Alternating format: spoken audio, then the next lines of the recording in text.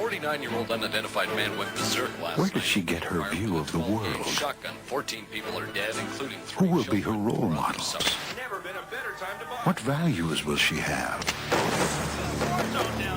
Whose child is she? Yours or the network's?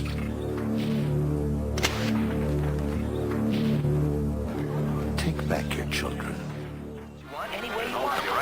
Your living room is the factory. The product being manufactured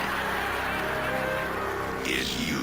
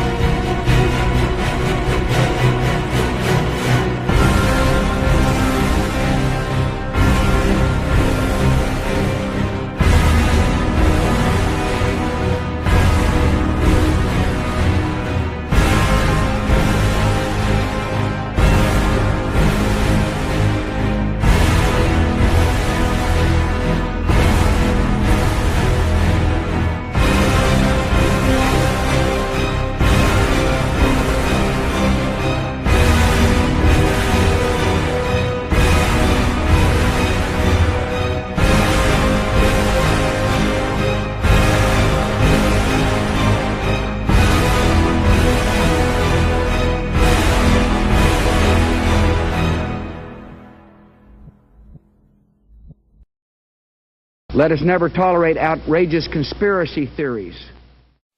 6,919,377,000 of us live on this tiny planet, and only a few of us can see the connections. The patterns, mathematical in design, are hidden in plain sight. Just have to know where to look. As the world moves further, day by day, month by month, and year to year, there are events unfolding all according to a master plan, or the Great Work, as it's referred to in many occult practices, such as Hermeticism, Freemasonry, and Thelemic mysticism.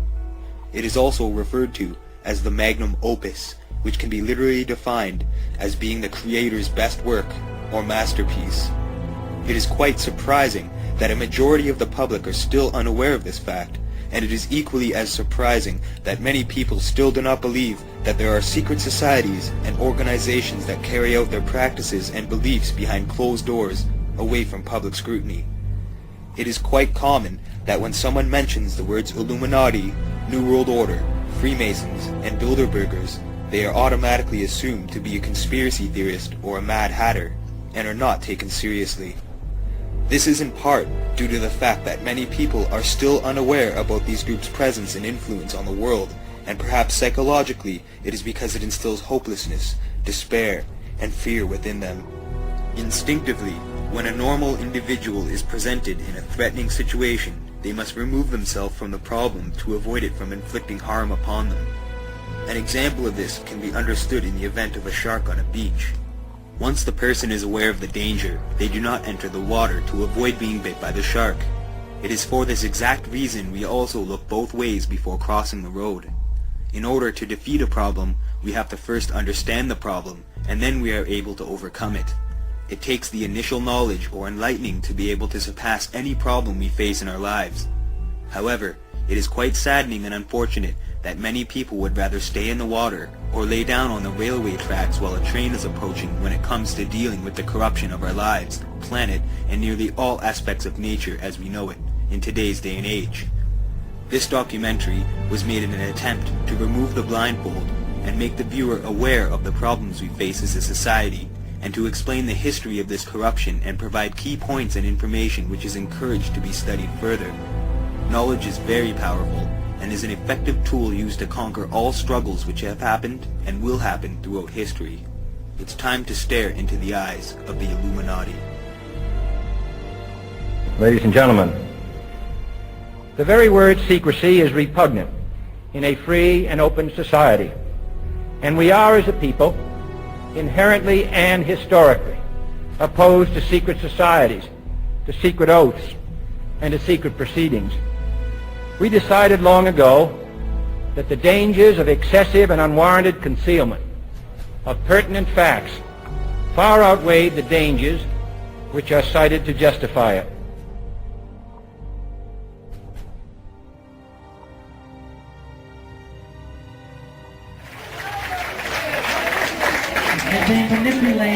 They manipulate our history books. The history books are not true. It's a lie. The history books are lying. You need to know that. You must know that.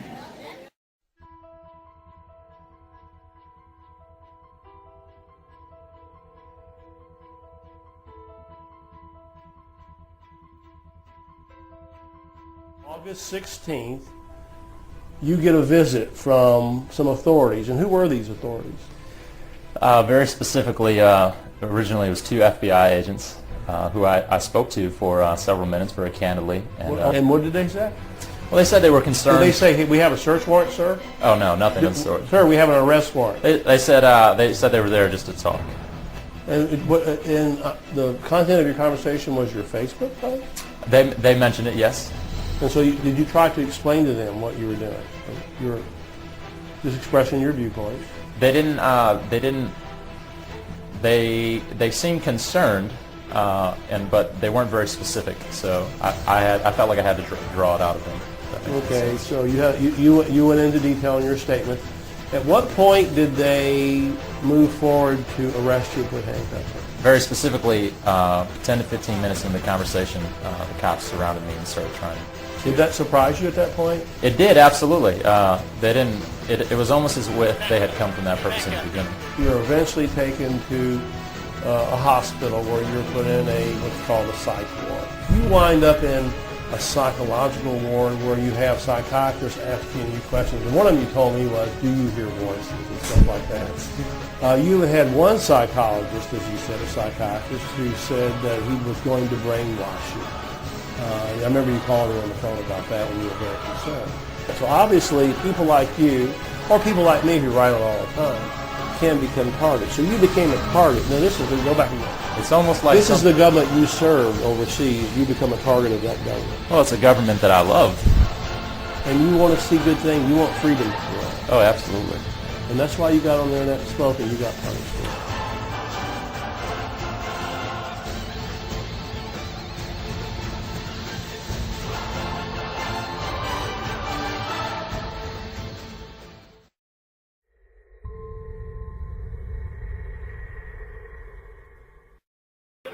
Y'all see that guy get tasered at John Kerry's speech on YouTube? Yeah. Did y'all hear what he asked John Kerry to get himself tasered? Did you hear the question? You didn't hear the question? He was like, is it not true, Senator Kerry, that you are a member of Skull and Crossbones, a secret society with George Bush? And Kerry was like, that's a very good question, and I'm going to answer that question.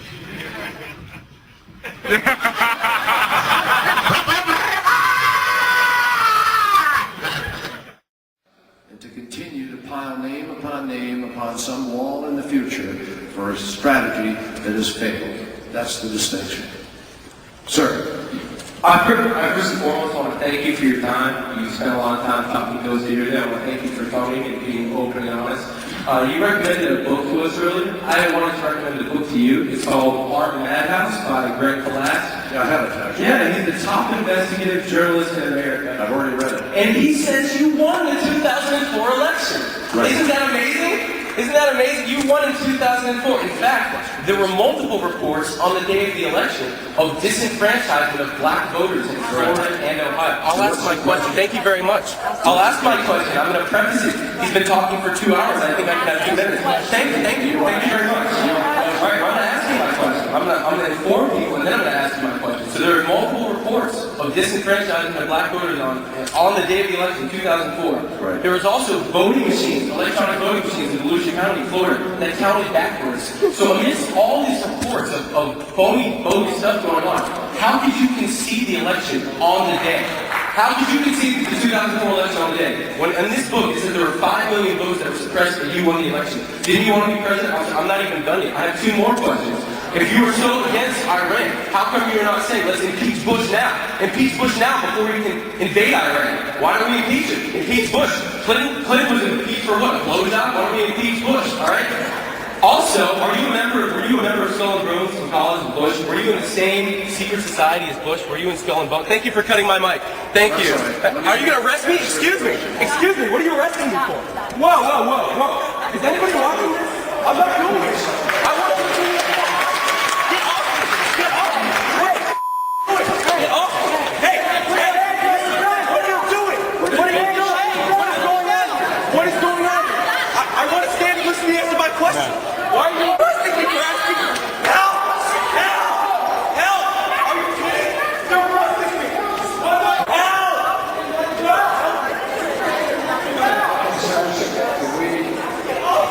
I didn't do anything.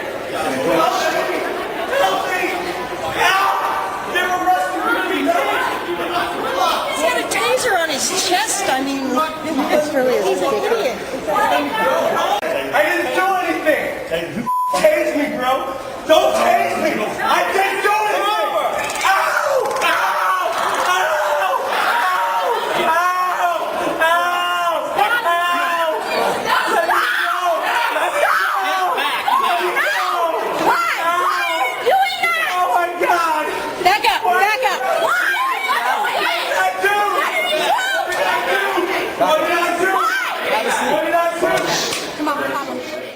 When this all happened, I spoke to you before you even had a chance to speak to Andrew, who was being held in jail. Right. When you saw the tape, when you saw what led up to the tasering, were you angry at your son or were you proud of your son? Well, I was very proud of my son for standing up for his rights, basically. He was asking a question at a forum, a college setting, where people are supposed to ask questions. This was a town forum where people came to ask questions to Senator Kerry. And he asked the questions maybe that no one else had the guts to ask. And Judy, as a mom, when you heard people say, this is a troublemaker, this is a guy who went there to cause trouble, how do you respond to that?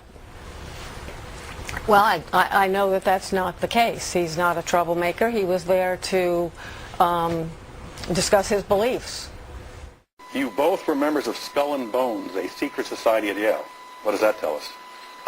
Not much, because it's a secret.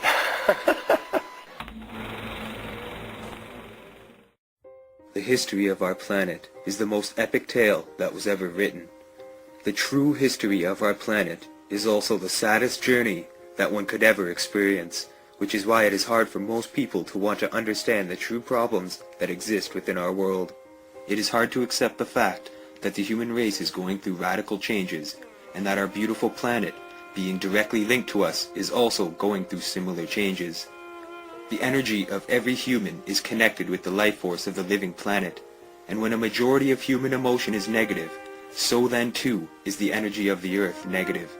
The human psyche is affected from the stress of daily living, financial restraints, mass responsibility, and of course, fear, all adding to the soul of our planet Gaia. The modern way of living is designed to keep us down, in a day and age where families are lucky to spend 4 to 5 hours a day with each other. The world has drastically changed from a loving, family-based way of life into a selfish, punishing, individualistic struggle to to maintain our basic necessities for living. Every human being is controlled by a government or political structure in a consumer-based society. Ever since the human race became social beings, there has been a hierarchy or order amongst various groups, and therefore we have essentially always been controlled by something other than our natural instinct. In primitive times, it was the elders, chiefs, and shamans who dominated the hierarchy, as their enlightenment or intelligence set them apart from the others in the tribe. This awareness and knowledge was kept secret, because to reveal it would be to give control to anyone that would possess it. Over time, as our species advanced, our intellect and measures of control also evolved, and secret societies like the Knights Templar and Babylonian mystery schools were created to maintain this enlightenment. In order to comprehend the vastness of this concept, we must look at it in a very basic but interesting way. This historical investigation can be seen as a puzzle. Once certain pieces are connected, we start to see the bigger picture. Just as a puzzle has X amount of pieces, each piece should be viewed as a question, and these questions will only fit together when the right questions are asked. The human mind in modern times is like that of a shattered puzzle, and because of the manipulation of news, history, and the control of the general public, it is extremely hard to figure out which questions to ask to be able to fit the pieces of the puzzle together. The word occult, when it is literally translated, means hidden, and the system is designed to confuse us, so that we will never see what is truly happening in the world in which we live. The people who control this system are like the character of the Wizard of Oz, mostly unknown entities designing and controlling the world's activities through various systems and never revealing their true identities or intentions. Most people remain unaware of these people's identities or intentions due to their methods of maintaining their secrecy, and their influence on the masses of the world's population is completely astounding and overwhelming. It is nearly impossible to escape the effect of this power structure due to our need and dependency on this system they have created, and it is quite unfortunate that many people will have never reached their full potential as human beings in this lifetime due to the psychological effects the system has bestowed upon them.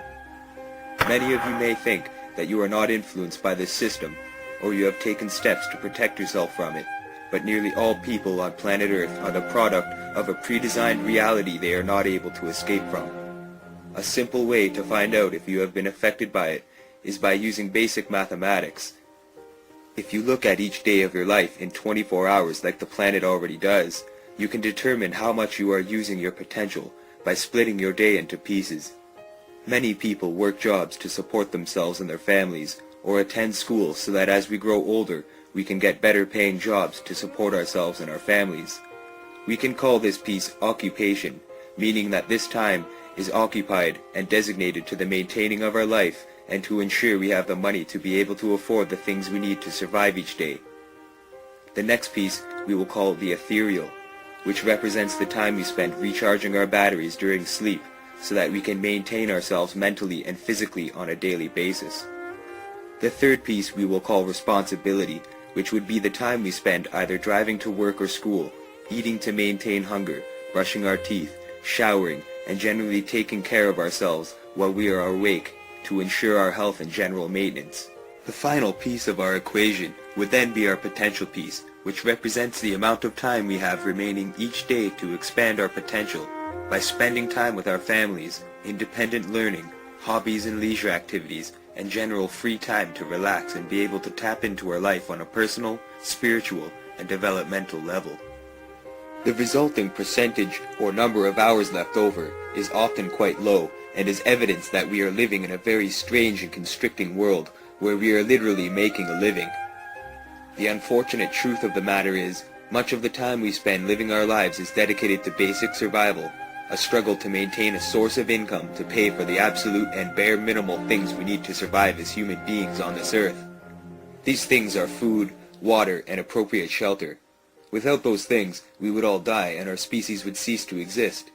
Furthermore, those basic necessities are often what consumes most of our paychecks, and along with the need for things like a card or transportation to work each day, communication so we have access to each other to maintain our progress, and other such important things to help our maintenance, many families all over the world are left with very little money left over to afford extras such as entertainment, vacations or travel, educational materials, and items for hobbies and personal interests.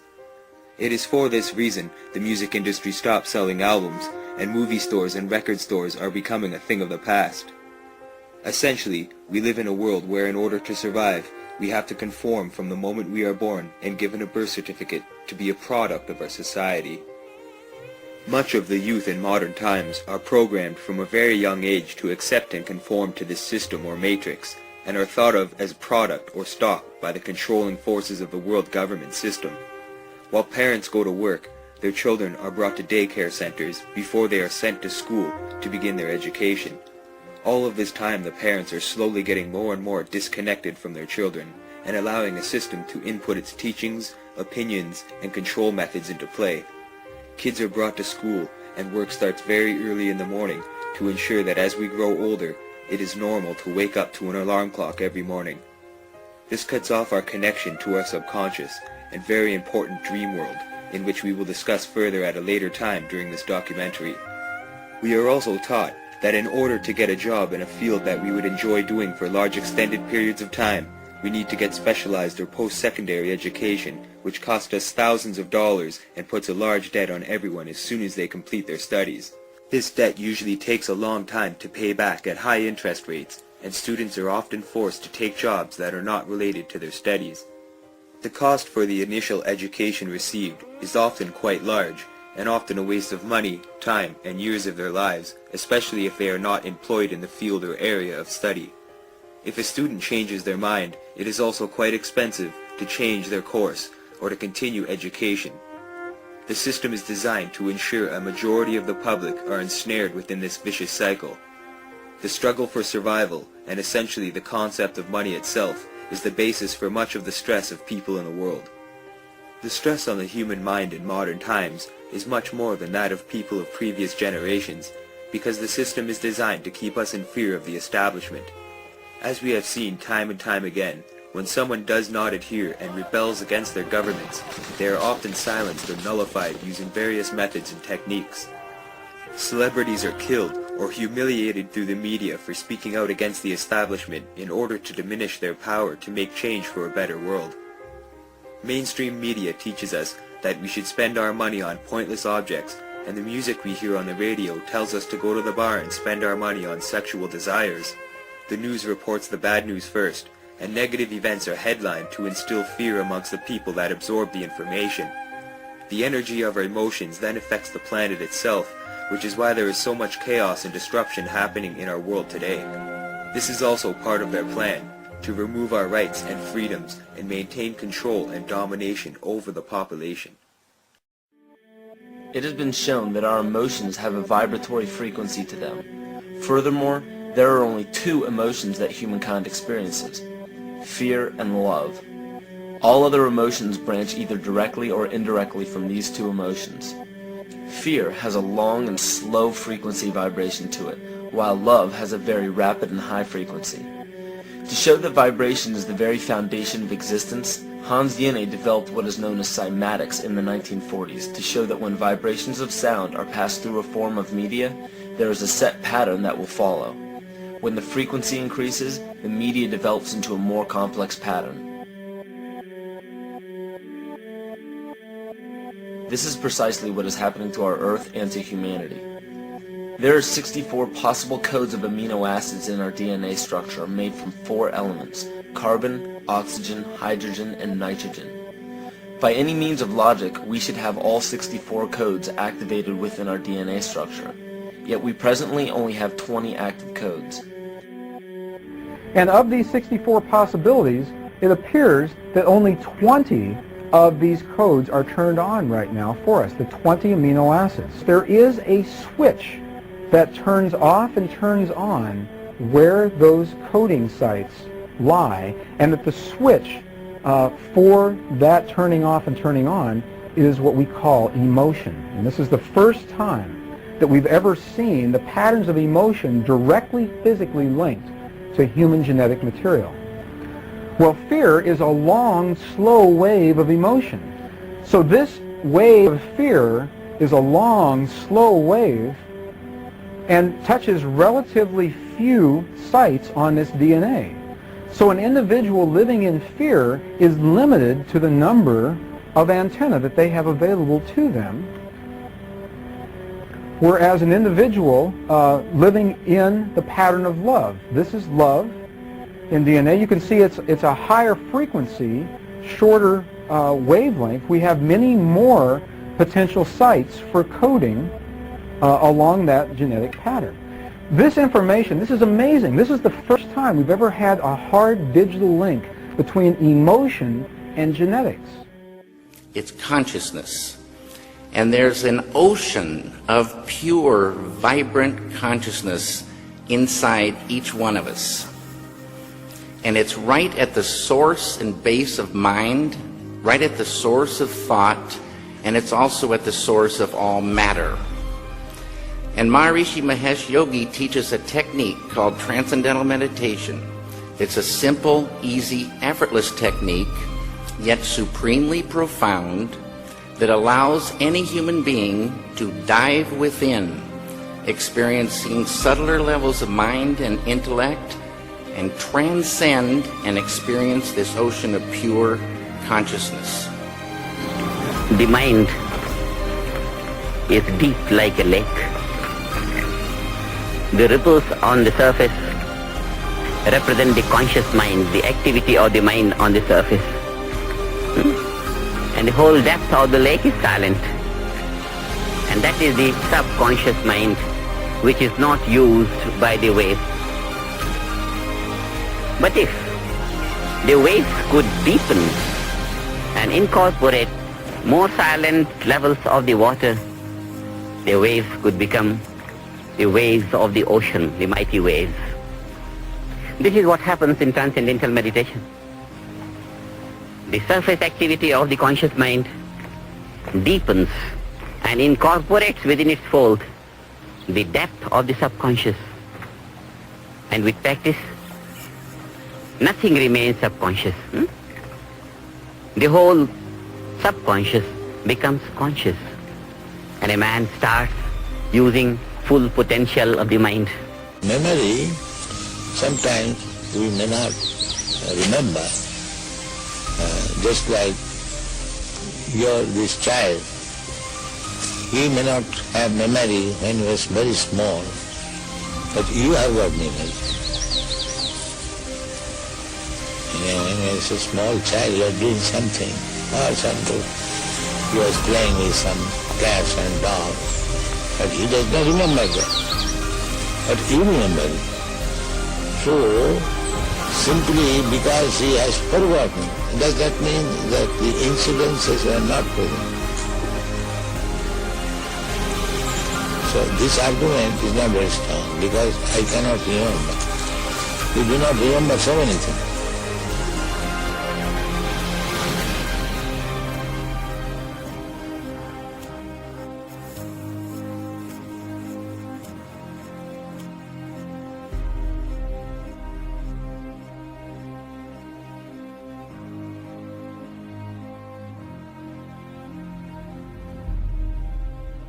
Do not arouse the wrath of the great and powerful Oz. I said come back tomorrow. If you are really great and powerful, you'll keep your promises. Do you presume to criticize the great Oz? You ungrateful creatures think yourselves lucky that I'm giving you audience tomorrow instead of 20 years from now. Oh, the great Oz has spoken. Oh. Pay no attention to that man behind the curtain. The great Oz has spoken. Who are you? Oh, I am the great and powerful Wizard of Oz. You are? I don't believe you. No, I'm afraid it's true. There's no other wizard except me. You humbug! Yes, it's exactly so. I'm a humbug. Oh, you're a very bad man.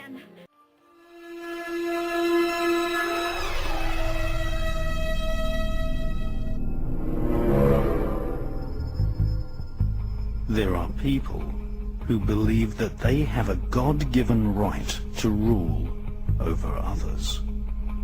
They believe that their outward appearance is superior to all others. they harbor selfish ambitions to be rich and to have power over what they describe as common people. They lie, cheat, steal, strangle, stab and slash their way to power. They believe that their actual willpower, what the British occultist Aleister Crowley described as the will of Thelema, the royal will, must be obeyed. And you will be concerned. See, in this fashion does the Brotherhood express its continuity. It will continue long after all of us are dead. But that continuity depends upon one thing: obedience. Absolute obedience.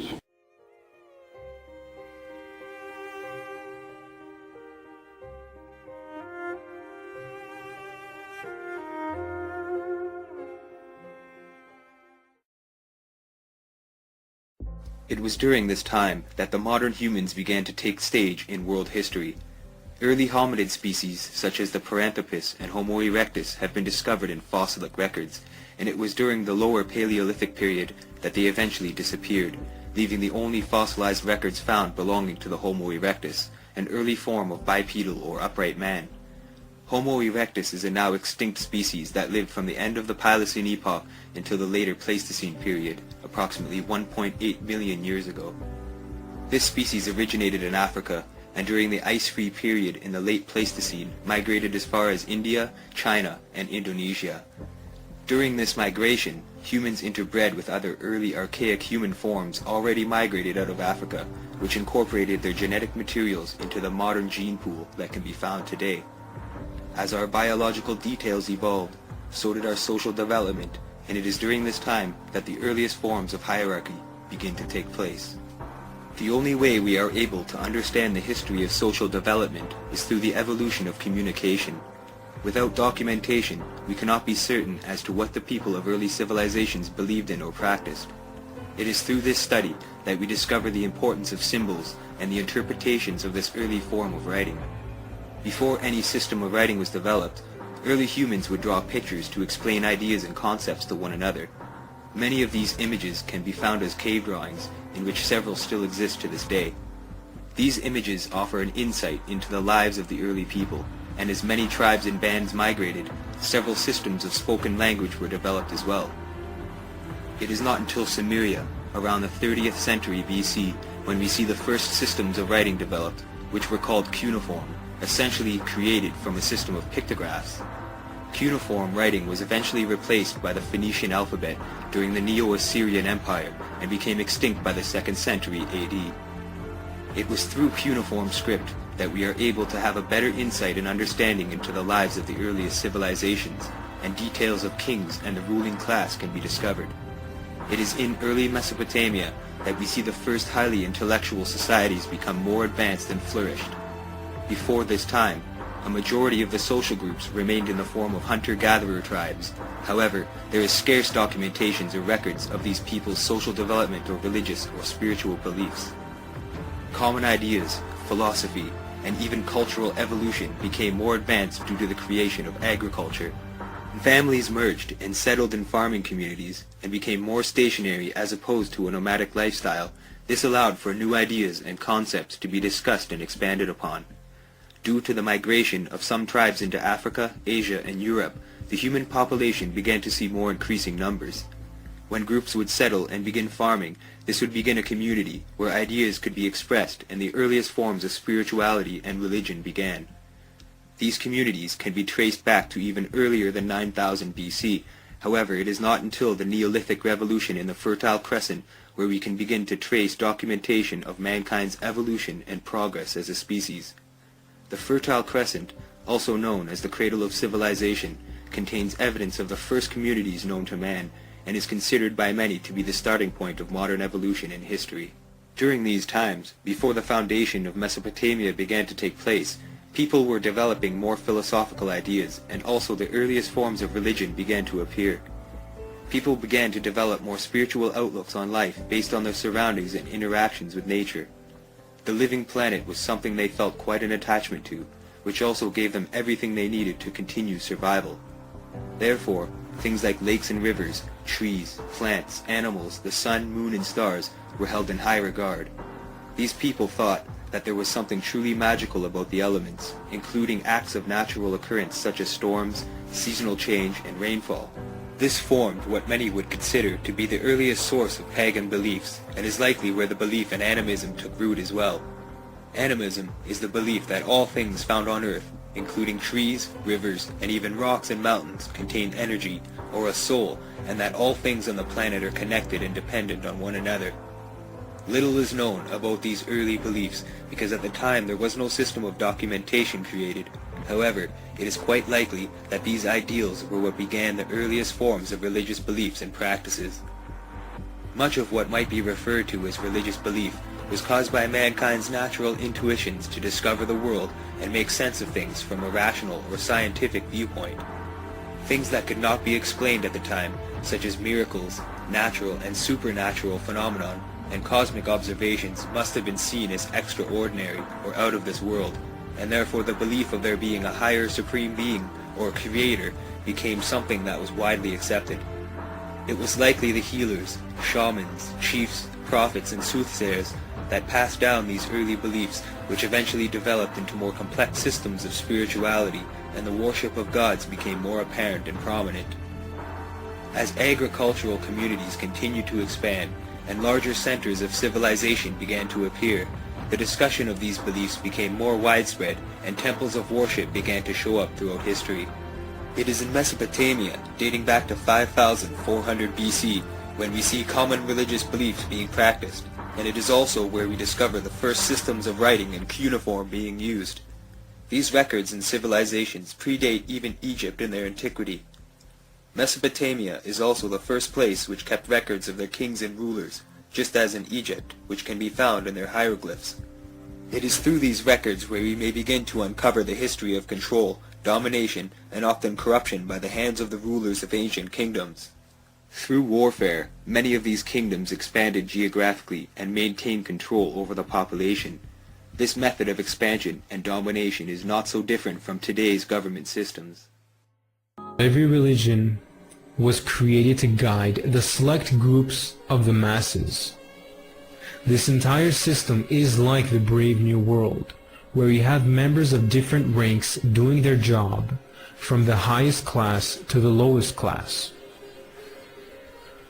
Albert Pike, Grand Commander of the Scottish Rite of Freemasonry, Confederate military officer of the Civil War, on page 105 of Morals and Dogma, states the following: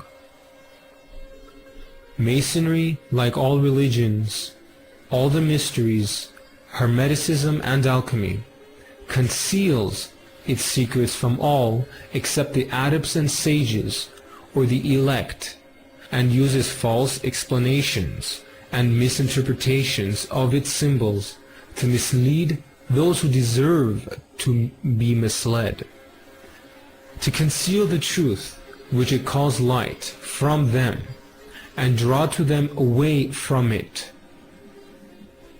Truth is not for those who are unworthy or unable to receive it, or would pervert it.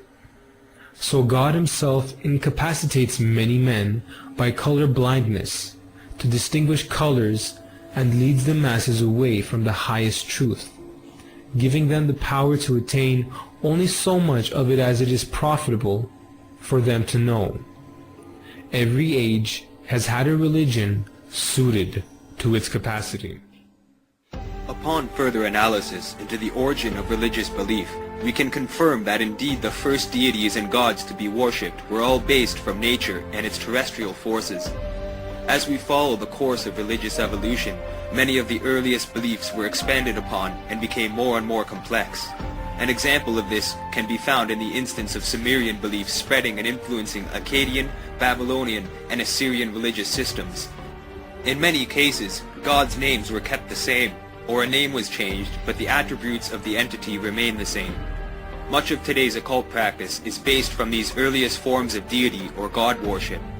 One of the oldest city-states in the world, and likely the birthplace of organized religion, is the city of Eridu, which dates back to 5400 BC, and was founded in Syria in what is now Tel Abu Sharain in modern-day Iraq.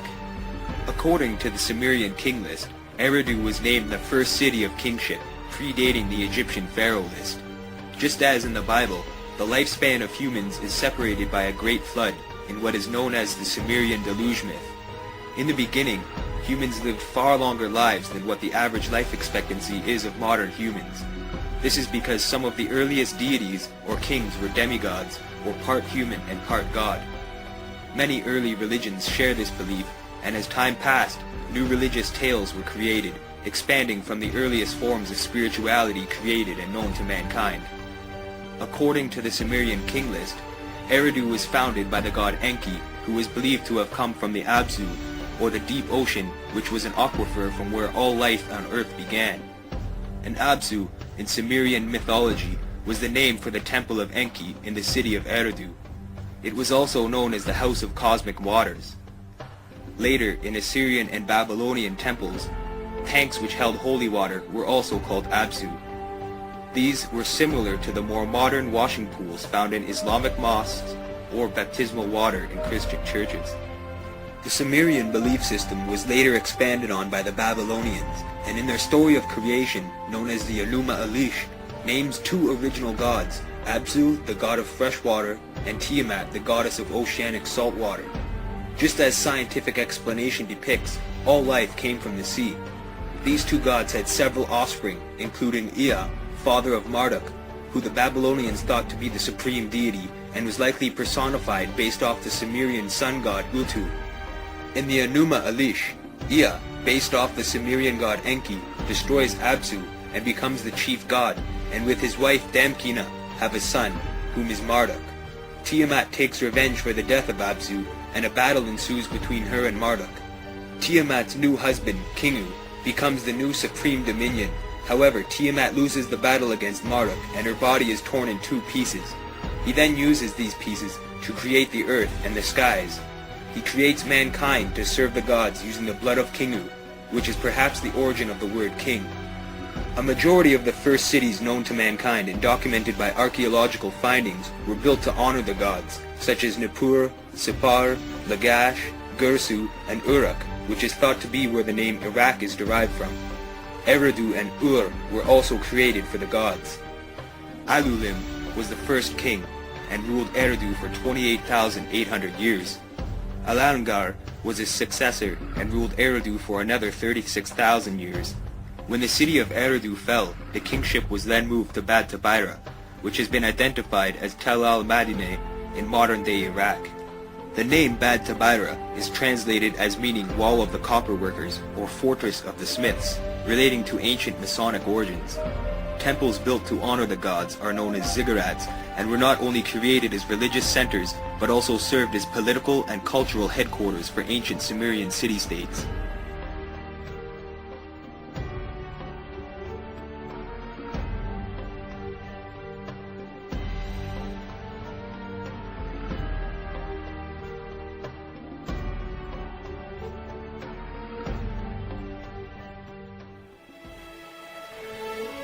The archaeological excavations that year have been successful,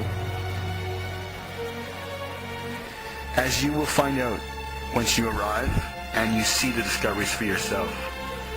I'm not even going to attempt to describe what has been found within the ruins of Ur. Your mission will be to enter Ur and to help catalog and protect what the archaeologists have found. If I go to the ziggurat of Ur, this ancient land here. So here we have Ari Air Base, and it's an airport, military airport. The United States has taken it over since the first Gulf War in Iraq, and all of the town of Ur is what is contained inside. It's American run now. It's been American run since the first George Bush Gulf War. And it was attacked heavily then. They really fought for it during the first Gulf War. It was heavily damaged and stuff. And so they are fighting hard for it. So there must be something, and this is in the middle of nowhere. This is all alone. There isn't anything built near it that's modern. This is in the middle of a desert. It's a giant old structure that's 4,000 years old. It's as if it would be similar to us like putting, going to Egypt and then conquering the pyramids or something. There is our ziggurat from space. Point. Isn't she beautiful? Now, her neighbor over here. Here it is. This is the house of Abraham. See how defined it is? How you could see this clearer than anything else? It's a view from the sky. It's been painted white so that you can see it. It's been preserved very well. It looks like it's got some kind of, it's different than everything else. I mean, this thing is so defined. When you look at this map, it stands out insanely. Like, look at the rest of these structures. Nothing. But the house of Abraham still stands. I mean, stands beautifully, too. It's all arches. It's an incredible mansion. It just doesn't have a ceiling, the roof anymore. Everything else is intact. Here it is. So Abraham would have grown up looking at this ziggurat his whole life. He would have been aware of this, all of this stuff. So it's an interesting, this is where all of everything, all like Semite history and pre-Semite history goes on. This is where all religion is born on planet Earth, and our military has conquered it.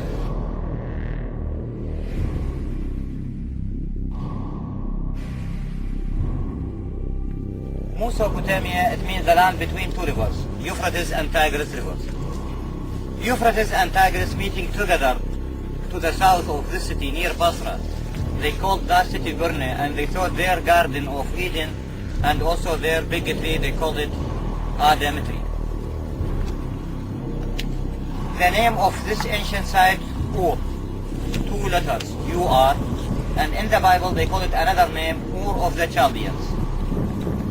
Ur in that time, capital of the Sumerian. The civilizations in Iraq, Sumerian, Akkadian, Babylonian, and Assyrian.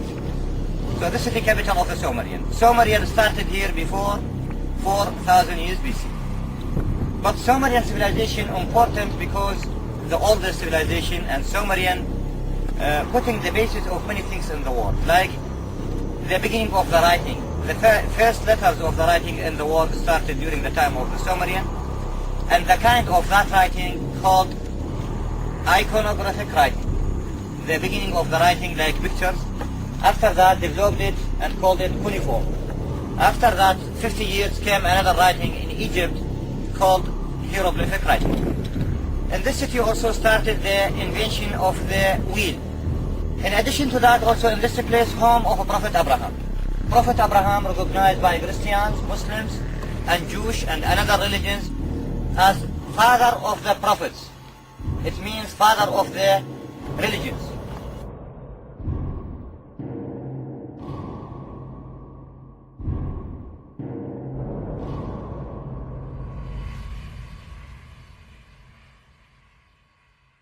And typically where lines cross, where you have more than one line intersecting, temples were often built.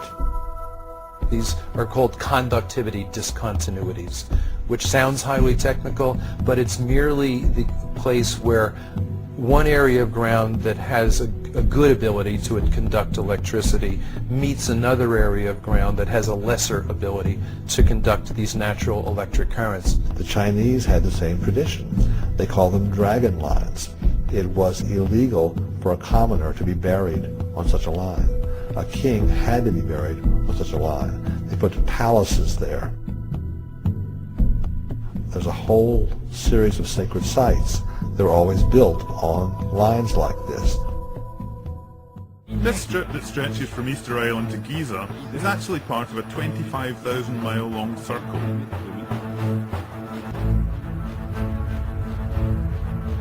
This 100-kilometer wide circle goes through many significant ancient sites across the globe.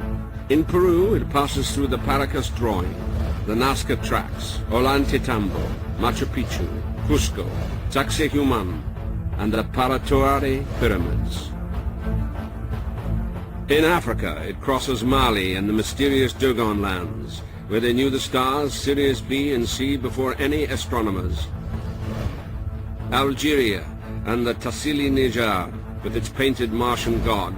In Egypt, it goes through the Siwa Oasis and its Zeus Ammon temple, and through the Great Pyramid at Giza. Next, it crosses Petra,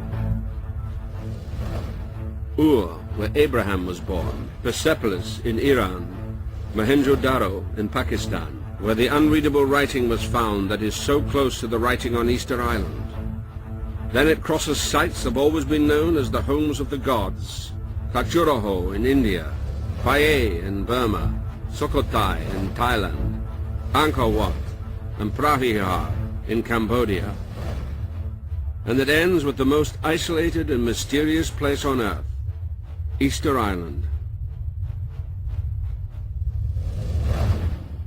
There is an astonishing accuracy to this alignment. Although many of these sites date from different times, most were built on the ruins of more ancient sacred sites. At some remote point in the past, someone had built a series of sacred sites on this line, circling the globe. The circle was as long as the equator, but the mystery doesn't end there. If we take this circle as an equator, then its north pole will be located here, and the triangle formed by this point, Nazca and Giza, exactly matches the shape of the Great Pyramid. The distance between Nazca and Giza equals the distance between Teotihuacan and Giza. The same is true of the distance between Angkor Wat and Nazca, and between Mohenjo-Daro and Easter Island. The distance between Easter Island and Giza is 10,000 times the golden number. The distance between Angkor and Giza multiplied by the golden number equals the distance between Giza and Nazca. And the Giza-Nazca distance multiplied by the golden number equals the Nazca-Angkor distance.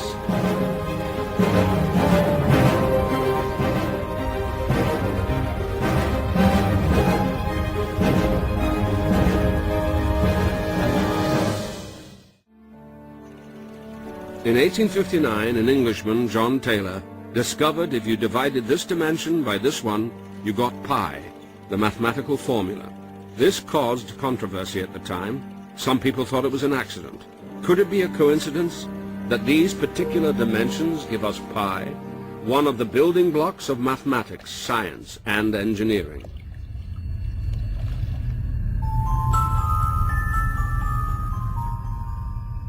I asked my anonymous Egyptian researcher if he could explain why these dimensions were significant. Because the half perimeter is the biggest horizontal visible dimension, and its height is the biggest vertical invisible dimension. Pi is not the only significant number in the Great Pyramid. If we look at the dimensions of the various parts of the pyramid, each part can be multiplied by a whole number to give the total height.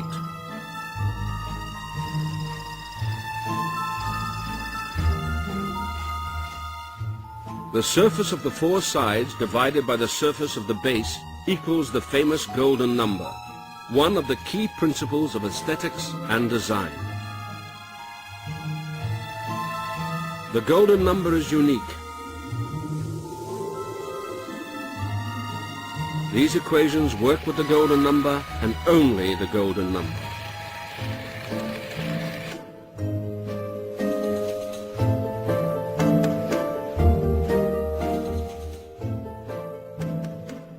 The golden number occurs all over the natural world, in the shapes of plants, in astrology, in the proportions of the human form, in the proportions of great art.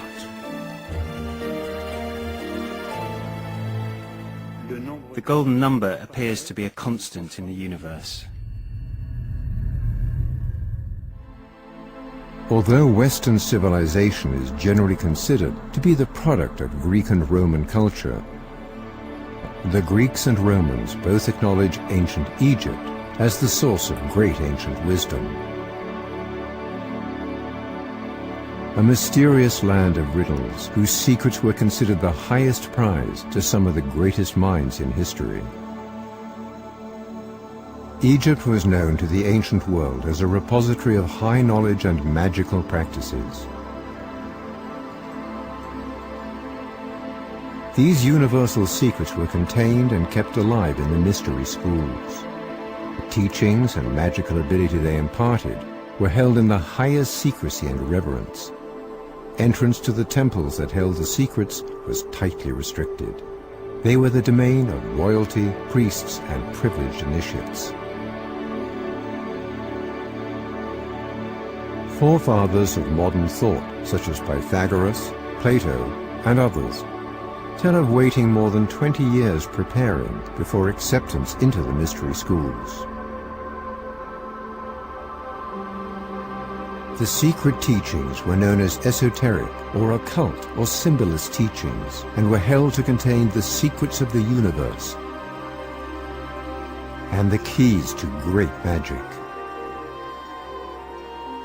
Those who were allowed to receive the mysteries often went on to join a who's who of historical movers and shakers. Pythagoras, Plato, Aristotle, Galileo, Copernicus, Da Vinci, Kepler, Isaac Newton, Napoleon. They were rewarded for their pursuit of the ancient wisdom with not just knowledge, but a new way of thinking that allowed them to write their names in human history. For its time, Egypt led the race in terms of technology, agriculture, philosophy, and spirituality. Although their belief system was developed from earlier forms of religion, it was Egyptian beliefs that inspired several common religious systems that can be found today. It is also in Egypt that we find a detailed king list and tombs of several pharaohs and rulers. Similar to the Sumerian list, it is said that 8 god kings ruled Egypt.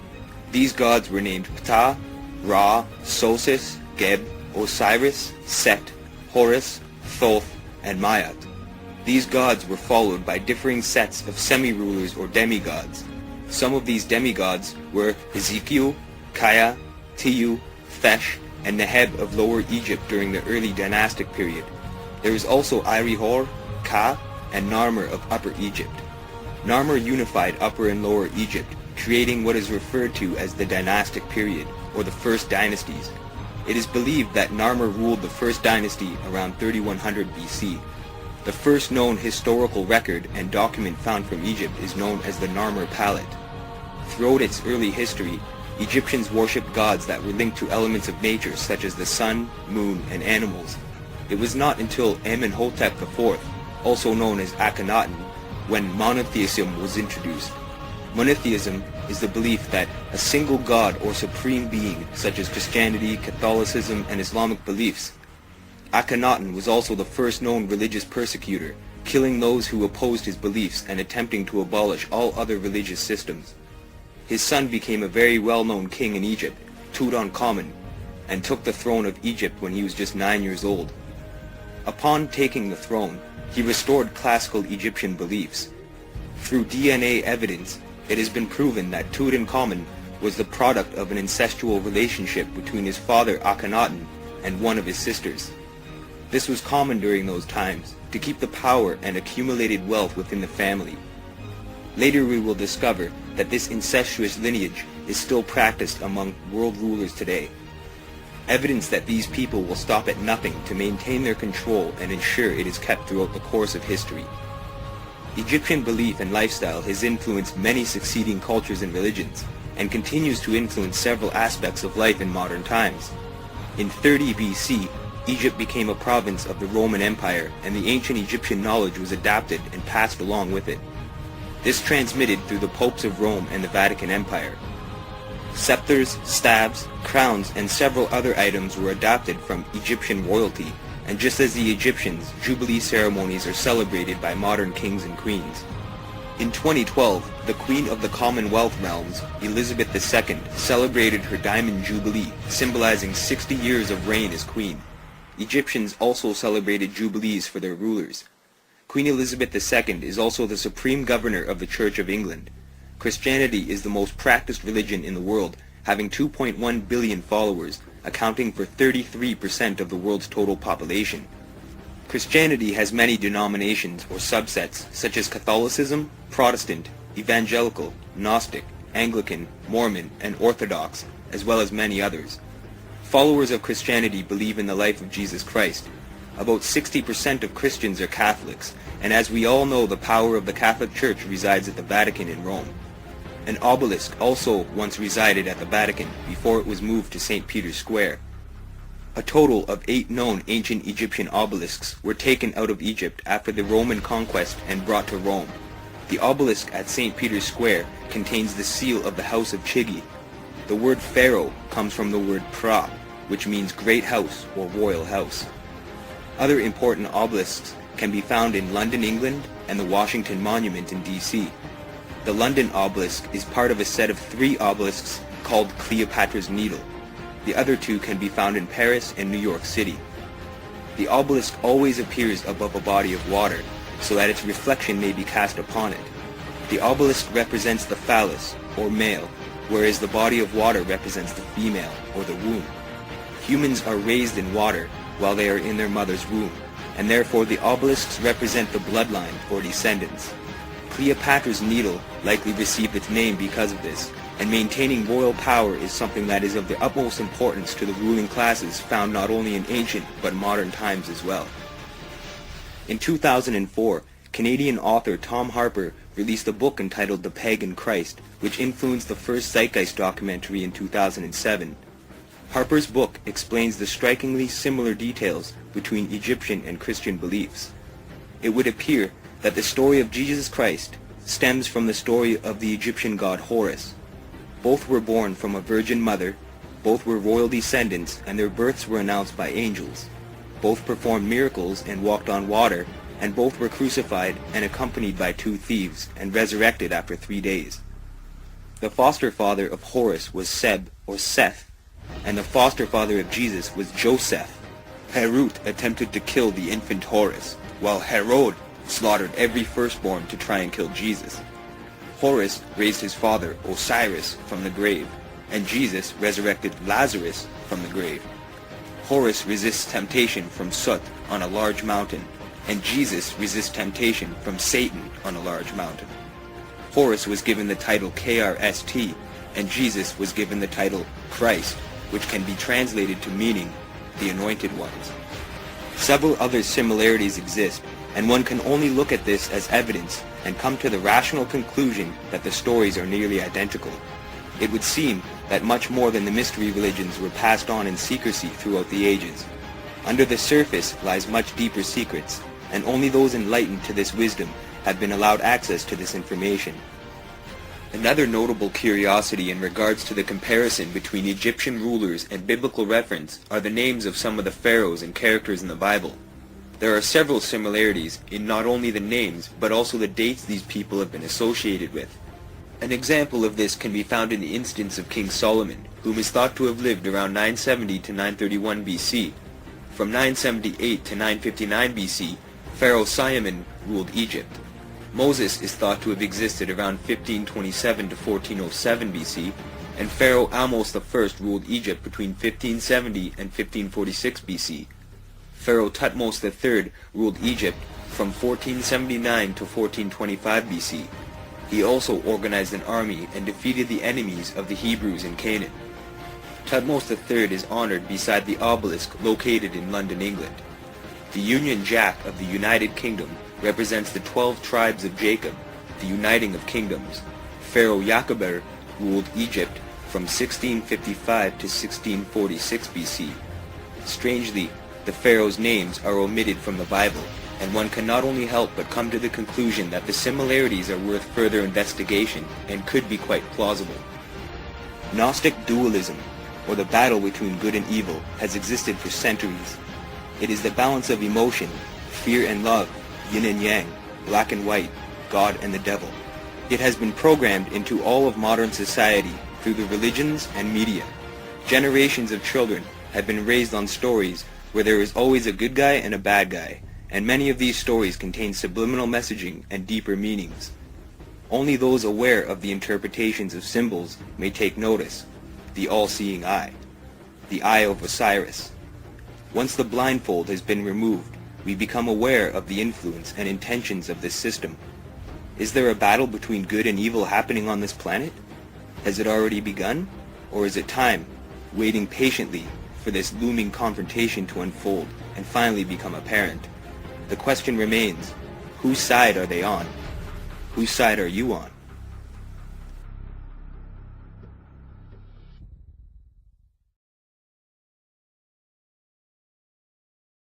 The secret is simply the fact that certain of their members worship Lucifer, and that they keep that secret from the overwhelming majority of their own members, and certainly the public is never to know this fact if they can help it. And the evidence to support that conclusion is ample, but only to one who cares enough to look for it. The problem with most people is they don't care enough to look for anything. So why the secrecy? The secrecy is because, folks, the real secret of Mystery Babylon is how to control everyone else.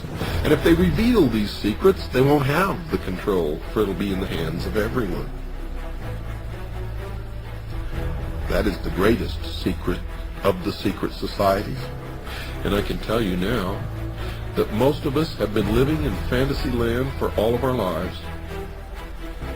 We don't even know anything near what the truth of any matter is. We must begin an honest search. Now Osiris has as a symbol an eye, and that eye, of course, is the sun. And this eye represents the son of the underworld.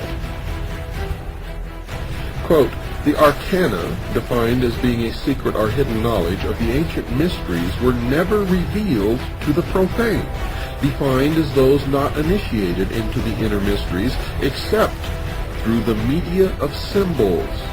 You're going to find, folks, that symbols mean more than you will ever begin to understand unless you waded deep into the stream of the Mystery Babylon, as I have.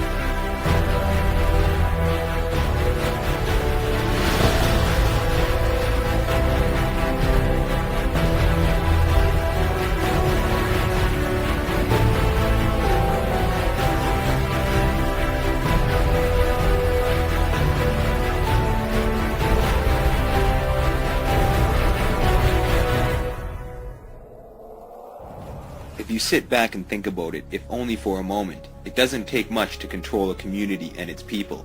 Throughout history, the leaders of civilizations have maintained their control and power over their populations using the same methodology and mentality. The success of this technique becomes effective when the natural resources of a region becomes governed or controlled. As we discussed earlier, without food, water, shelter, and other such important elements vital to the continuance of human life, a person and the community they belong to cannot survive. By taking away the things we need to survive, or controlling it, the ruling class are able to create a reality in where all people belonging to a community become dependent on them for their survival. Perhaps a perfect example of this can be understood by taking a look at the house pet. Many people have pets, and these animals are completely dependent on their owners to ensure they are given the proper nourishment. As their masters, or owners, we are responsible to feed them, and without us, they would not survive for very long. We are the government-type figure in this situation, and if the pet or animal bites the hand that feeds them, they are likely to go without a meal, proper care and love, and would eventually die. The question remains, is it right to deny any living creature of the basic needs for survival? Do the starving communities in Africa really deserve to get the short end of the stick and go without clean drinking water and a warm meal on a daily basis? How can something as free and natural as education come at a cost, and things like food and water be used as a means of controlling a group of people? These are all important factors which we should all take an honest and deep look into, for it is these factors of society that make for an unbalanced world.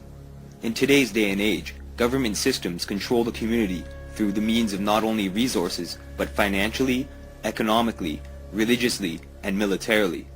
If these aspects can be maintained and established, the population of a country, city, town, or community can be controlled.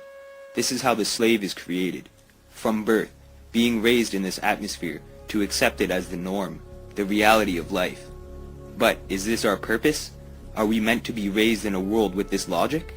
Are we truly put on this earth to serve, having our natural and instinctual freedoms suppressed, sculpted, and manipulated? This is the reason for our limited potential. This is the reason why many people all around the world use such small portions of their mind's potential power, and the subconscious lies uninvolved with the regularities and balance of our thought patterns. Religion is often used to limit the potential of one's mind, and put the responsibility and ownership of one's body and soul in the hands of someone else. Through various means, many religions have been able to capture people's opinions and beliefs in regards to things such as historical events, science and spirituality, and is for this reason that so many people believe in various forms of religious doctrine and belief. As the fastest growing religion, Christianity quickly expanded from the 1st century, where it began as a Jewish sect in Israel and Palestine, and spread into Mesopotamia, Asia, and Egypt. By the end of the 4th century, it had replaced many religions, including those practiced by traditional Romans. During this time, much of Europe was converted to Christianity, and kings and rulers implemented this system of ideology into their regions of ownership. It was by means of a combination of military power, religion, and the control of resources that kingdoms expanded. Battles were fought and empires spread to all corners of the earth in what can be referred to as a real-life game of Risk. It was during the Age of Discovery, in the year 1455, when a document was written by Pope Nicholas V called the Romanus Pontifex. This document was given to King Alfonso V of Portugal and declared that all lands discovered and or conquered belonged to the Crown of Portugal. This document allowed for the colonization of many countries, resulting in the enslavement of the indigenous peoples of the Americas and the killing of any pagan believers or anyone whom the missionaries were not able to convert. This allowed for the first voyage of Christopher Columbus in 1492. John Cabot landed in Newfoundland in 1497, and Jacques Cartier was also able to colonize in Canada. Between 1550 and 1551, a debate called the Valladolid, or validity, began. The purpose of this debate was to establish whether or not the indigenous natives that were being conquered possessed souls, and if so, whether or not they were entitled to the basic rights of mankind. Not long after, Iberian claims were challenged by other European powers, mainly England, France, and the Netherlands, and the school of Salamanca legitimized conquest. This in turn limited the absolute power of the sovereign under the notion of the divine right of kings. Essentially, this resulted in the indigenous peoples having no say and no freedoms over the European monarchies. It was due to these laws that allowed for some of the earliest and largest genocides in human history. In 1697, the Mayans were defeated by the Spanish in the conquest of Yucatan. Mayan culture formed in what is now Mexico around 2000 BC and was a highly developed and sophisticated society at the time it came to a halt due to conquest. It is thought that the first native peoples to enter North America arrived between 30,000 and 11,000 BC. This is a large gap in time, however it is certain that by the time of colonization there were a large amount of civilizations and tribes in North America. These early settlers crossed a stretch of land in Beringia called the Bering Land Bridge. When sea levels were low, this allowed people to cross over from Asia and Mongolia when they were following the woolly mammoth that was part of their diet. Some of the earliest tribes and cultures that are known to have become established include the eastern woodlands, such as the Ojibwa, Nipissing, Iroquois, and Algonquin peoples. Other early cultures include the Olmec and Mississippian cultures. For more than 500 years, American Indian people have been subjected to the ever-changing whims of the white man, who with sword in one hand and Bible in the other, swept across this land like a plague of locusts. What the people of the United States did not know was that their so-called enlightened nation was setting an example that would be followed in the 20th century by some of the worst butchers known to man, including Adolf Hitler. In his biography of Hitler, John Toland wrote, "Hitler's concept of concentration camps as well as the practicality of genocide owed much, so he claimed, to his studies of United States history, and he often praised to his inner circle the efficiency of America's extermination by starvation and uneven combat of the red savages who could not be tamed by captivity." In their efforts to deal with the original inhabitants of this land, the European and then the American governments tried many different approaches. First they tried subjugation. Then when that failed, extermination. And when that wasn't totally successful, then came the reservations. And the land set aside for reservations in the 1800s was generally the most worthless land that could be found. Indians were relocated to these lands for as long as the grass grows and the rivers flow, unless, like in the Black Hills of South Dakota, valuable mineral resources are discovered on that land, and then the Indians are uprooted and relocated again.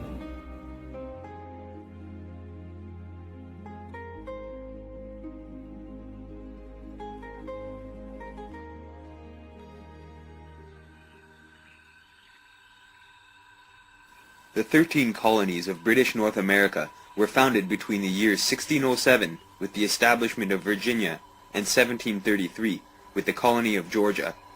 The early settlers founded their colonies by route of the Atlantic coast and included Virginia, Delaware, Pennsylvania, Connecticut, New Jersey, Massachusetts Bay, Maryland, North and South Carolina, New Hampshire, Rhode Island, New York, the Providence Plantations, and Georgia.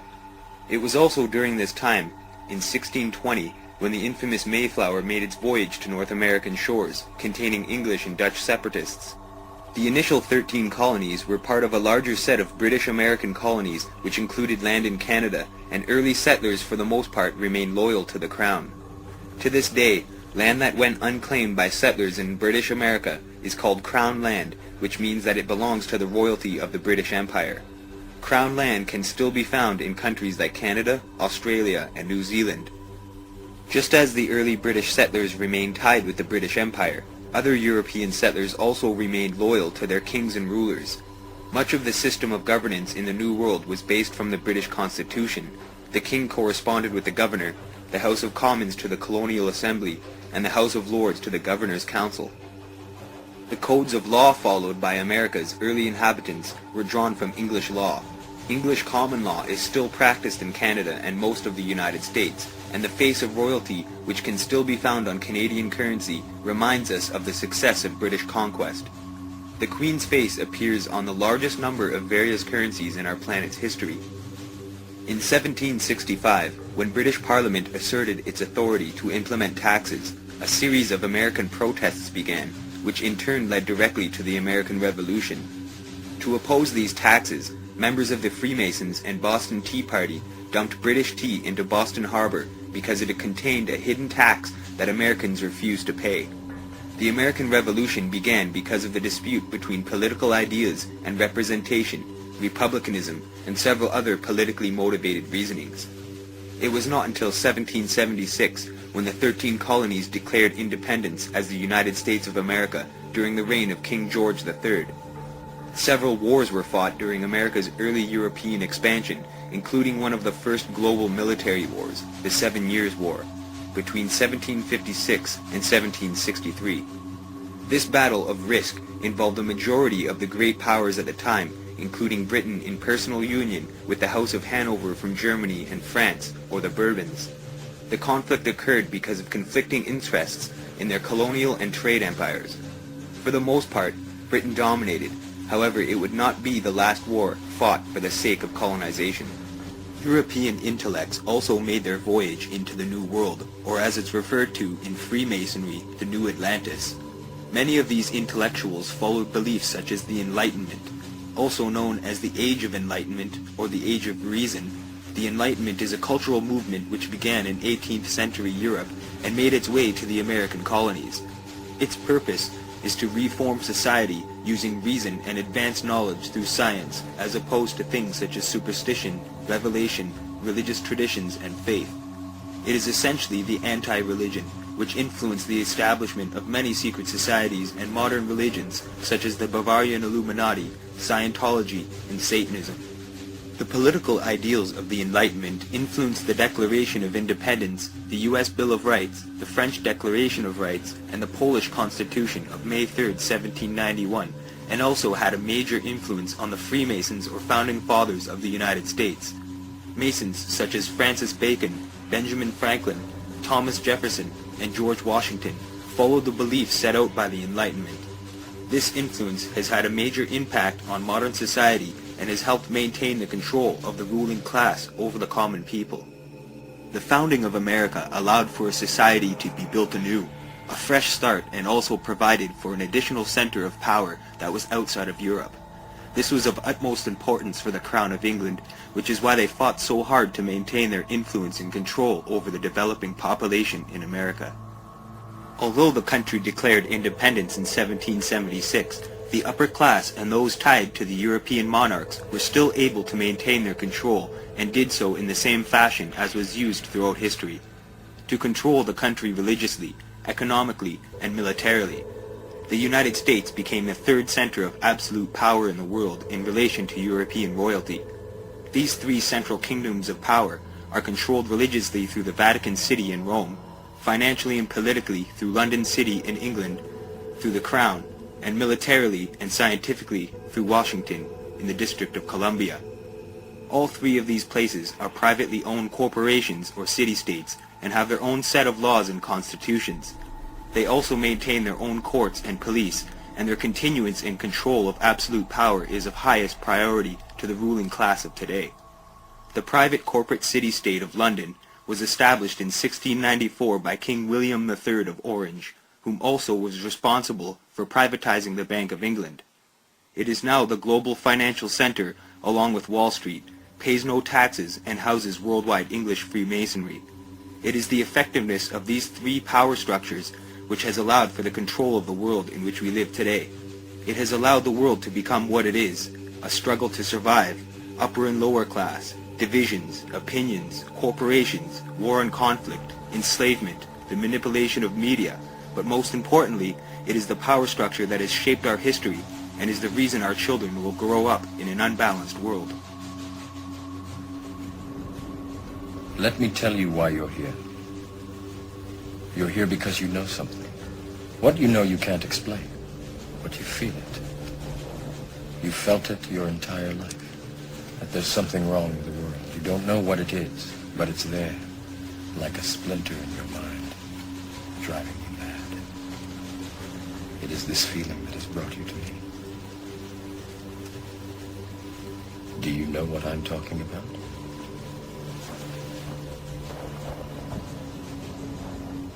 Do you want to know what it is? It is everywhere. It is all around us. Even now, in this very room. You can see it when you look out your window or when you turn on your television. You can feel it when you go to work, when you go to church, when you pay your taxes. It is the world that has been pulled over your eyes to blind you from the truth. What truth? That you are a slave. Like everyone else, you were born into bondage, born into a prison that you cannot smell or taste or touch. A prison for your mind.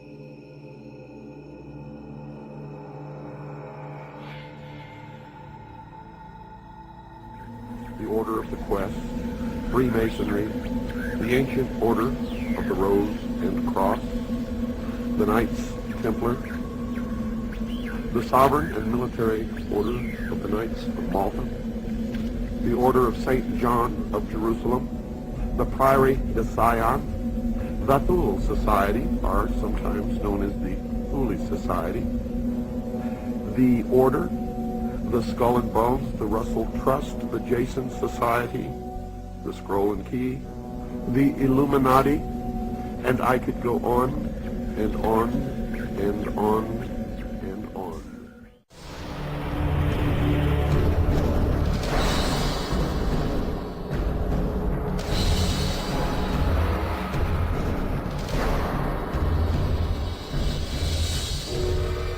Throughout recorded history, mankind has dreamt of building the perfect society, an empire that might somehow satisfy the needs of every man. An ancient legend cast the shadows of one such society that is said to have existed long ago. 2,500 years ago, the Greek philosopher Plato set down a dialogue called the Critias. He recounted the story of an ancient Greek poet and statesman named Solon. Solon had journeyed to Egypt in search of wisdom to help the government of his beloved Greece. The Greeks had been beset with factions and troubles, so Solon took counsel from the priests of the city of Sais. An old priest told him, "O Solon, Solon, you Greeks are never anything but children. There is no old opinion handed down among you, nor any science that is white with age." The old priest then proceeded to tell him the story of the lost city of Atlantis. In the centuries that would follow, scholars and researchers have debated whether Plato's Atlantis was intended to be an account of real history or simply an allegorical myth.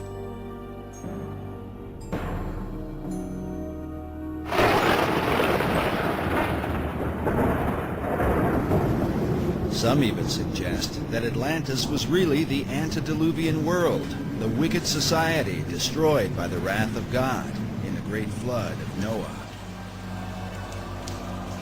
In the 20th century, Plato's account was further supported by Masonic philosopher Manly P. Hall. Hall claimed that Atlantis had once been a vast and mighty empire that extended to the whole world, a philosophic commonwealth of nations that one day was destined to be rebuilt.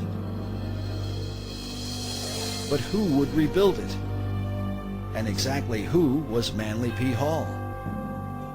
Manly P. Hall was probably the most highly esteemed occultist and Freemason of the 20th century. Hall authored over 200 books and is said to have given some 8,000 lectures on ancient philosophy. He is perhaps most remembered for his contribution to the mysterious Brotherhood of Masonry. Upon his death in 1990, the Scottish Rite Journal, a Masonic publication, noted that he was often called, quote, Masonry's greatest philosopher. Among his teachings was that contained in Masonry and all the secret orders was the ancient wisdom of lost Atlantis. Hall wrote that for more than 3,000 years, secret societies had been laboring to create a background of knowledge necessary to the establishment of an enlightened democracy among the nations of the world. According to Hall, these societies could be traced back to ancient Egypt and had for centuries known of a secret place hidden from the eyes of common men, a place that would one day be revealed. In the 17th century, as settlers were colonizing the New World, Sir Francis Bacon, the leader of secret societies in England, set down his classic work, The New Atlantis. While archaeologists and treasure hunters have searched the globe looking for the lost continent, 400 years ago, Bacon, like many of his contemporaries, believed that Atlantis was America itself. While many of the early settlers came to work the land for the cause of religious freedom, there were with them secret societies who came to the New World with another agenda. Secret societies came to America shortly after the Pilgrims arrived, and they were sent by a man named Sir Francis Bacon. You get this very strange mixture of people, many of whom understood even then the advantage, spiritually and otherwise, to having secret orders. Unless you understand the influence of the occult societies on the development of America, on the establishment of America, upon the course of America, why you get completely lost studying our history. And they were the ones through which this work was being put into operation in England, in Europe, and eventually in America and the world. So that America then could be used to lead the world into the philosophic empire. You understand that America was founded by Christians as a Christian nation. However, there were always those people on the other side who wanted to use America use our military power and our financial power to establish enlightened democracies throughout the world and restore lost Atlantis.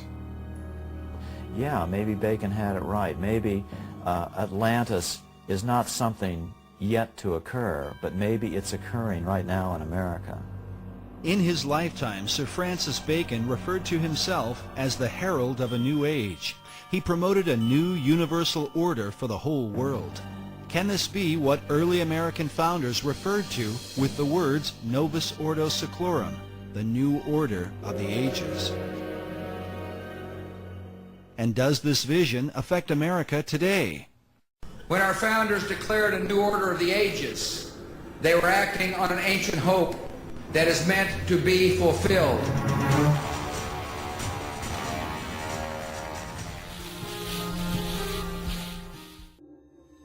Secret societies can be traced back to the Egyptian mystery schools and the religious centers of Sumerian city-states. As time moved forward, the secrets of the ages were kept from the general public, and only those deemed worthy were able to begin their schooling of the esoteric teachings. Initiates were taught the true history of civilizations past and the religious teachings of several ancient cultures. The philosophical and spiritual ideals of nearly all religions were accessed in one single source, and as new beliefs and ideals were established, these too were adapted, and several branches of the mystery schools were able to form. It is here where we may begin to trace the roots of Freemasons. Freemasonry is the most established and influential fraternal organization which can be found throughout history. It has remained elusive and intact, evolving and shaping the way we live in nearly all aspects of life. It is the starting point of nearly all secret societies found throughout the world, and all branches of government and commerce in our modern world is a product of the influence of Freemasonry. Every major city or community in the world contains a Masonic lodge or a temple, and it is Freemasons whom have created the communities that these buildings belong to. Just as the ziggurats of Sumeria and the pyramids of Egypt, it has been the keepers of ancient knowledge whom have crafted our planet and built the centers of control and temples of worship throughout our existence. If you take a moment to look around your community, you will notice that everything from the street names, government centers, town halls, parks, lakes, rivers, city names, religious centers, law enforcement buildings, and businesses are named after Masons that were either a part of your community or had an influence on the development of your community. As revealed by the mystery teachings, one may achieve a sense of immortality by leaving a legacy on Earth before they die and pass on into the afterlife. Many have been immortalized on Earth through works of art, writings, inventions and theories, and essentially anything they have created or established. It is for this reason the Mason is honored on plaques and monuments throughout the world. Because it has existed for centuries, it has developed into a perfect system of control where there are multi-levels of initiation. Similar to the Church, there are various levels or degrees, and in order to move on into other stages of enlightenment, you must first pass several tests and be deemed ready or capable to receive the teachings of higher degrees. Most common Freemason lodges are known as the Blue Lodge, where its members belong to a local community and only end up achieving the 3rd degree, or Master Mason. Many Freemasons join the Brotherhood to simply contribute to their society, or become involved in the development of their community and include tradesmen, bankers, judges, business owners, religious figures, mayors and political figures, teachers, and several other members of importance in the maintenance of a community. A majority of these Masons are harmless in the fact that they only want to maintain the flow of the society that they belong to. However, several Masons progress into higher degrees and become members of other secret societies that have stemmed from Freemasonry. Many scholars and researchers trace Freemasonry back to the Knights Templar in the Middle Ages. However, it is to my belief that its esoteric teachings date back much further. The Knights Templar were simply an order of knights created by the Church to provide a military for itself to protect the wisdom and stronghold of not only the Church, but of the empires established at the time. The Templars were also the first bankers in history, having gained much wealth from the loans made to kings and royal houses during times of war and conquest. This allowed for the strengthening of the Church as Christianity continued to influence a majority of the masses. It is likely that Freemasonry can be traced back to the conception of Christianity and its sub-religions and the various authors of the Quran, Kabbalah, and the Holy Bible. As royal houses continued to maintain their power, Freemasonry, and the ancient teachings, along with newer religious concepts, were used to ensure that the power was never lost and could never be lost as history moved onward. The bloodlines of royal descendants remained protected as long as these systems of power were in place, and a secret society existed to be able to filter out any threats to the crown. New empires were built, and Christianity was developed to become the world's religion, intended to replace all other religious doctrines that would take root or were already established. Essentially, Christianity and many other similar practices are Masonic religions. As stated earlier, Christianity was heavily influenced by older religions such as the Egyptian and Sumerian beliefs. The writings found in various books of the Bible contain stories of metaphorical half-truths and hidden meanings. The Bible is meant for interpretation, and only those enlightened to the true decipherings of these stories have been allowed access to the truth, or the light. Many key political figures, monarchs, philosophers, religious and military figures throughout the ages have claimed descendancy from biblical figures, or claimed to be descendants from tribes mentioned in the Bible. In modern times, the Red Cross is known for being an established blood donor organization and is overseen by Masonic institutions. The symbol of the Knights Templar is also the Red Cross, as they were known to be the keepers of the Holy Bloodline, or the blood of Christ, referred to by many as the Holy Grail. The importance of the royal bloodline can be traced back to Sumerian and Egyptian demigods, half humans and half gods, and is the reason why many of our world's rulers are so closely related. They have maintained their power and control over the empires for centuries, and by the use of Freemasonry have been able to establish new empires and city-states, and ensure that all religious, political, and economic activities are protected and allowed to function without any interruptions or hindrances. Many symbols are used with multiple level interpretations to show that it is a part of the secret order of the ages. Evidence of this can be found on the coat of arms of families and royal houses, on flags, logos, and emblems, and on billboards and advertisements. They can be found on your currency no matter which part of the world you live in, and they can be found through various media outlets such as music and television. Once one is aware of just how great an influence it has had on their lives, and is able to translate the meanings of these symbolic images, the world becomes alive with a whole new light, telling a story to the few who are able to make the connections, while remaining hidden in plain sight to the majority of the world's population. The placement of symbols is so effective because just as in early cave drawings and Egyptian hieroglyphs, it tells a story without the use of words and can be interpreted on varying levels. A simple lion or an eye can mean much more than the average person would suspect. As a Mason advances through the various degrees, they are taught the differing meanings of the symbols until its true revelation is achieved. Although lower-level Masons do not receive the teachings of the higher degrees of the craft, they play an integral role in the structure of the Masonic Foundation as they act as its defense to protect the organization from accusations of corruption, scandals, or wrongdoings. Although a majority of Masons are not responsible for the blemishes which have scarred human history, it is the higher levels and more occult-based secret societies which have been influenced by the hierarchy of Freemasonry that move on to greater seats of power on the world stage, such as Skull and Bones, Trilateral Commission, Council of Foreign Relations, Bilderberg Group, and the Bohemian Club. These secret clubs and organizations were created to maintain the control over political and financial aspects, whereas the Knights Templar, prior to Sion, the Rosicrucians, were established to maintain the spiritual and religious aspects of control. Agencies such as the United Nations, CIA, MI5, FBI, KGB, and NSA were created to provide the backbone for intelligence and military matters and oversee issues of national security and law enforcement.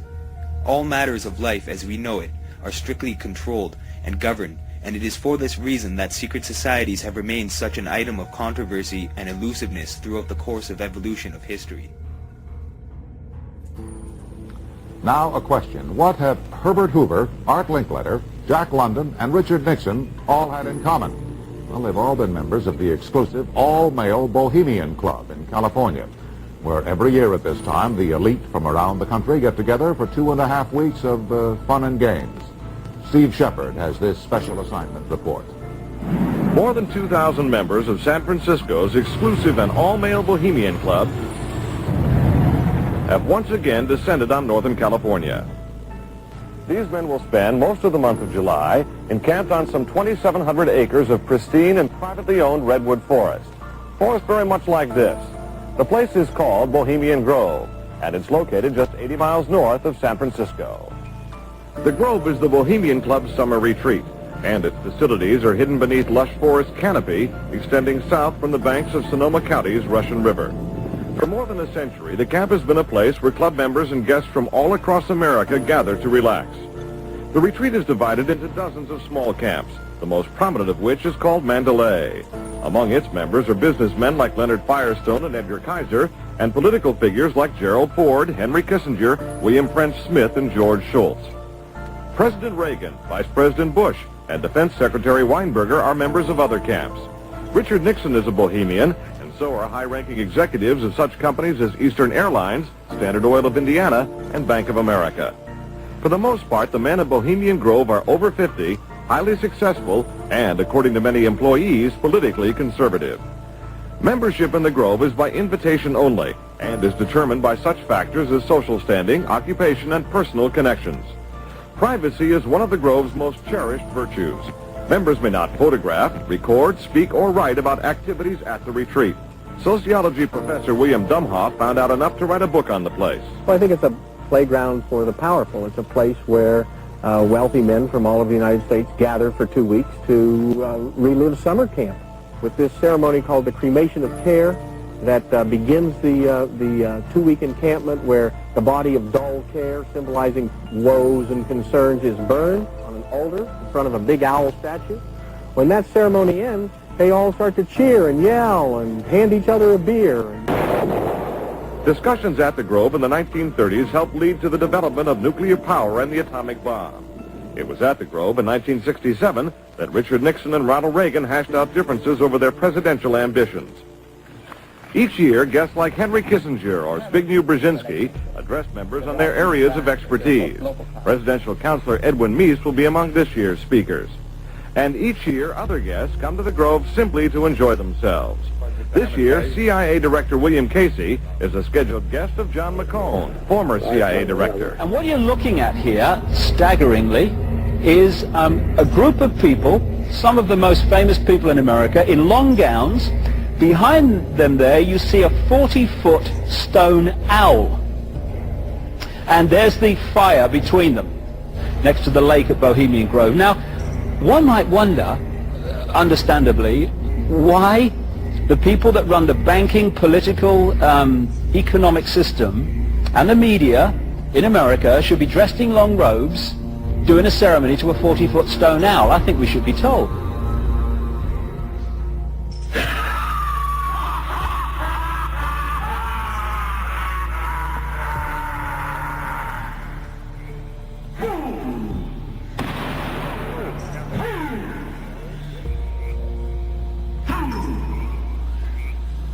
When will you learn that me he cannot slay?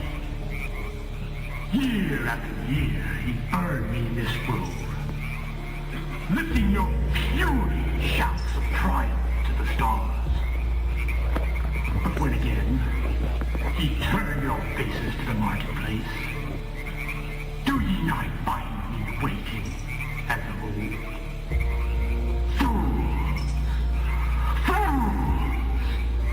Fools to dream ye conquer terror.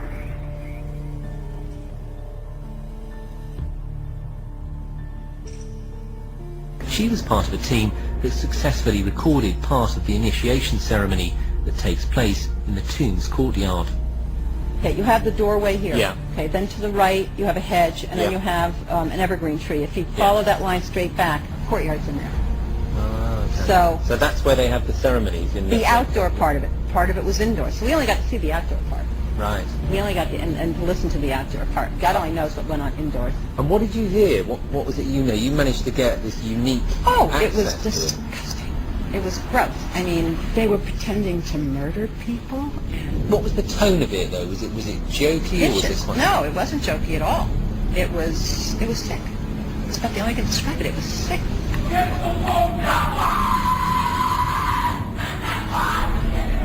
What you're hearing is the first recording ever made of the Skull and Bones initiation ceremony. it has never been broadcast before.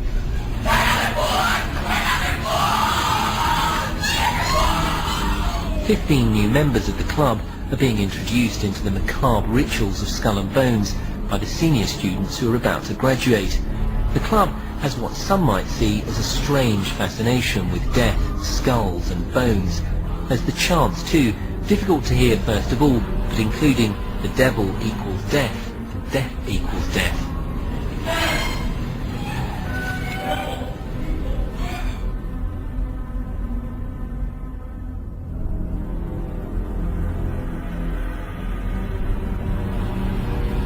But when you get into a secret society of spirit worshippers, then, and especially when you're invited there by the direction of the higher-ups in the spirit world, you never get out of there alive.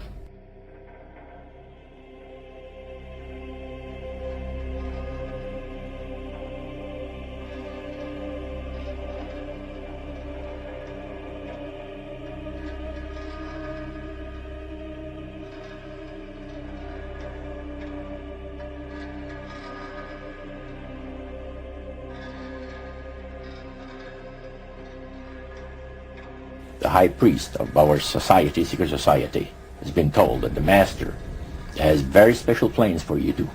Now, what did he mean by the master? Satan. And we were interested to hear more about it. And he told us, he says, look, we worship spirits. We worship Lucifer and all his angels. They're just as beautiful as they did before they were cast out of heaven. He says there was a misunderstanding in the whole thing, he says, among the inhabitants of the galaxies. And he says our master was misunderstood, and God did not bear with him like he does with people that make mistakes today. So we're in a warfare, good against evil. And we happen to be the evil ones, but we're not that bad. He says, I look at this business between the forces of good and evil.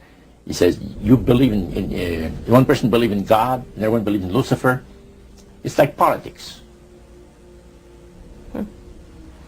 So the great controversy is real, and you've heard someone talk about it that's on the other side. Like the priest mentioned, there's thousands of spirit worshippers in only different societies of spirit worshippers in this world. But he says, we are the elite. We know the real truth about the master and his angels. And they are not hideous-looking beings. They are gorgeous creatures. To find a way of being able to get total control of people's minds. And that would be done by taking hypnotism out of the realm of the occult and introduce it as a new science for the benefit of mankind.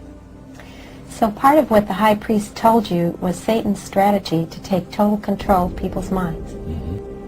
They could then use people of great renown, educators, people of capacity.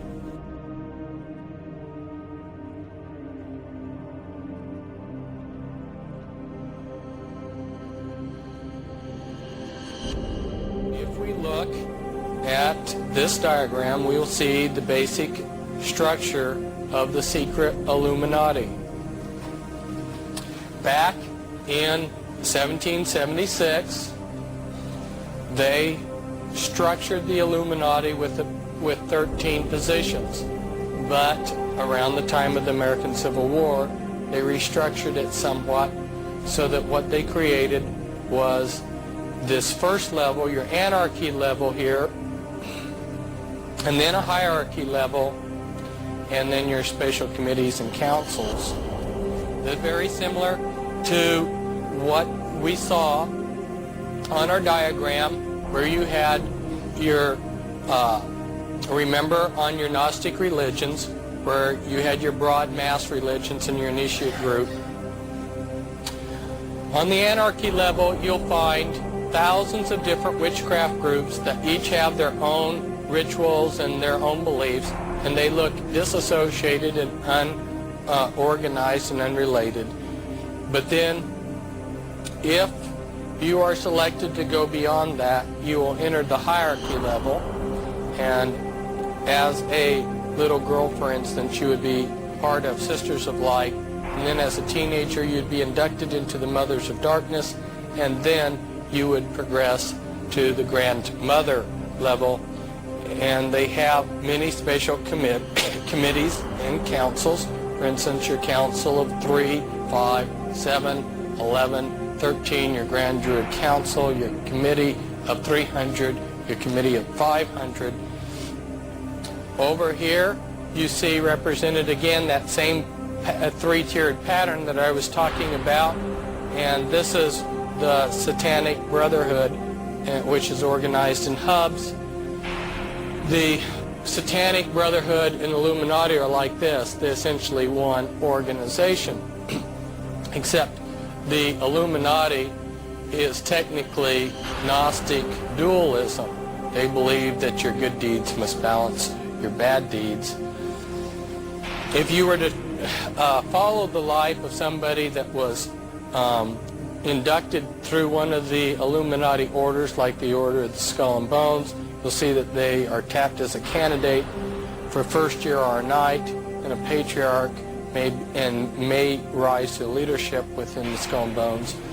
From there you'll see that they progress to the Council of Foreign Relations, whose equivalent is the Royal Institute of International Affairs, then to the Round Table groups, and then to the Pilgrim Society. The Pilgrim Society is far more powerful than Council of Foreign Relations, although very few people know about it and talk about it. Here are the facts. On May 1st, 1776, a Bavarian professor named Adam Weishaupt founded a group called the Illuminati, or Illuminated Ones. Historians don't always agree on all of the group's goals, but those goals did include the abolition of organized religion and the destruction of the nation-state. In a word, anarchy. But that wasn't uncommon at the time. Many Enlightenment-era intellectuals condoned some form of benign anarchy. Weishaupt's group differed initially in its strategic spread. Members of the Illuminati infiltrated the lodges of Freemasons to gain influence and power. Oddly enough, this plan was a success. The Freemasons were already a secretive organization, and they had a penchant for welcoming freethinkers like Weishaupt into their fold. Members of the Illuminati rose to positions of leadership in Freemason lodges throughout Europe, and they did so in secret. Weishaupt's group developed a system of codes and secret gestures to preserve their covert order, and only the Illuminatists at the top of the organization knew the full extent of their plan. However, the Illuminati themselves had internal conflicts, and soon former members came to the authorities with ominous stories and accounts of strange rites and dangerous, world-changing schemes.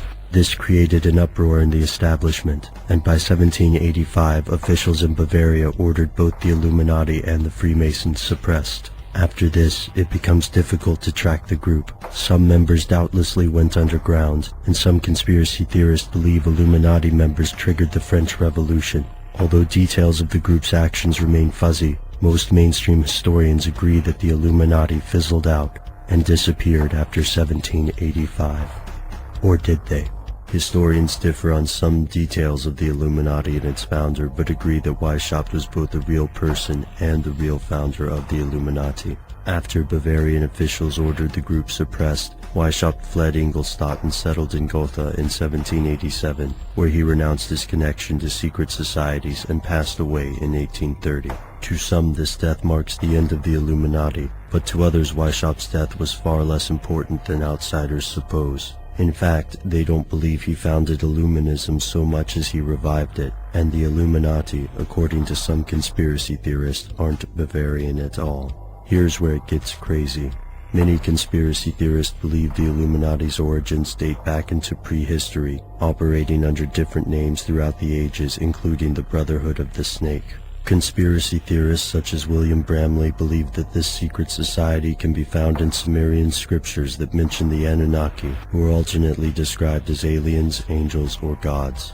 The creatures allegedly came from another planet and created human beings as a race of servants. Weird stuff. Here's where it gets even crazier. Theorists like David Icke believe the ancient aliens bred with human beings, creating a race of hybrids. According to Icke, many of the world's elites are descended from these hybrid bloodlines. He also believes these beings can shapeshift between reptilian or human forms. And who are these Illuminati exactly? Ike has named everyone from the banking families to U.S. presidents, European royalty and celebrities as members of this secret, not entirely human organization. In Ike's view, the Illuminati have therefore been with human beings for a long, long time, and have consolidated control over the world's media, its finance, and governments. With such outlandish claims about the Illuminati's origin, it's necessary to dig up some proof, and that's the problem. While it is true that Sumerian records describe a mythic Anunnaki, there is no hard evidence that these creatures were real, rather than works of folklore or religious fiction. Additionally, it was not uncommon for secret societies in the 18th and 19th centuries to create a mythology about their group's origin, pretending to descend from ancient figures such as Hermes or Thoth. These claims of eldritch magical beginnings added a certain allure to organizations. Skeptics are quick to dismiss these claims as smoke and mirrors. But here's the catch for the conspiracy theorists. If these elites actually do control everything, then they have the ability to rewrite history, covering their tracks. In this context, the absence of any proof is occasionally seen as a vindication of the conspiracy theorist beliefs. Adam Weishaupt was a real man, and the Bavarian Illuminati was a real organization. But did Weishaupt found the Illuminati, or did he simply revive a much older, more secretive group? In 1775, Weishaupt was summoned to the House of Rothschild by Mayor Amschel Rothschild to begin the organization of a secret society which would be able to gain control of the world through the governance of resources and finances, militarily, and through the means of reason and logic. The group's ideals were heavily drawn from the philosophies of Enlightenment-era pioneers such as Christian Wolff and Isaac Newton, whom were also famous Freemasons of the era. By 1776, the first chapter of the Order of the Perfectibilists was formed in Ingolstadt, Bavaria, which later became known as the Order of the Illuminati. It saw religion as a hindrance to its goals of creating a one-world government system, and therefore denounced God and other religions, and saw itself as the opposing force, or satanic in nature. The group was adapted by members whom saw themselves as being enlightened, or possessed the light of Lucifer, and gained the attention of many atheists. The group structure was created using the same system as Freemasonry, with various levels and groups assigned to specific duties in carrying out the agenda of their goals and intentions. The group's philosophies began to spread very quickly throughout Masonic lodges in Europe and eventually making its way to the lodges in North America as well. In 1784, an Illuminati member named Lanz was struck by lightning and killed in Ratisbon while traveling on horseback to deliver top-secret Illuminati documents. When Bavarian officials searched the contents of his saddlebags, they became aware of the existence of the Order of the Illuminati and found plans which outlined the details of the coming French Revolution. The Bavarian government attempted to alert France of the approaching danger. However, due to the influence of Masonry and members of the Illuminati in both governments, the French government failed to do anything about the warning. Many members of the Illuminati were arrested by Bavarian officials, as the group was then banned outright. However, due to its influence in the Masonic lodges of Europe, it simply went underground.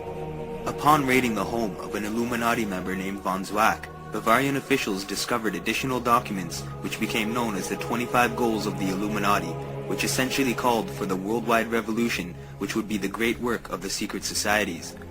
Weishaupt and many other members left Bavaria to find refuge in other areas in Europe and were successfully able to influence on a greater scale as a direct result.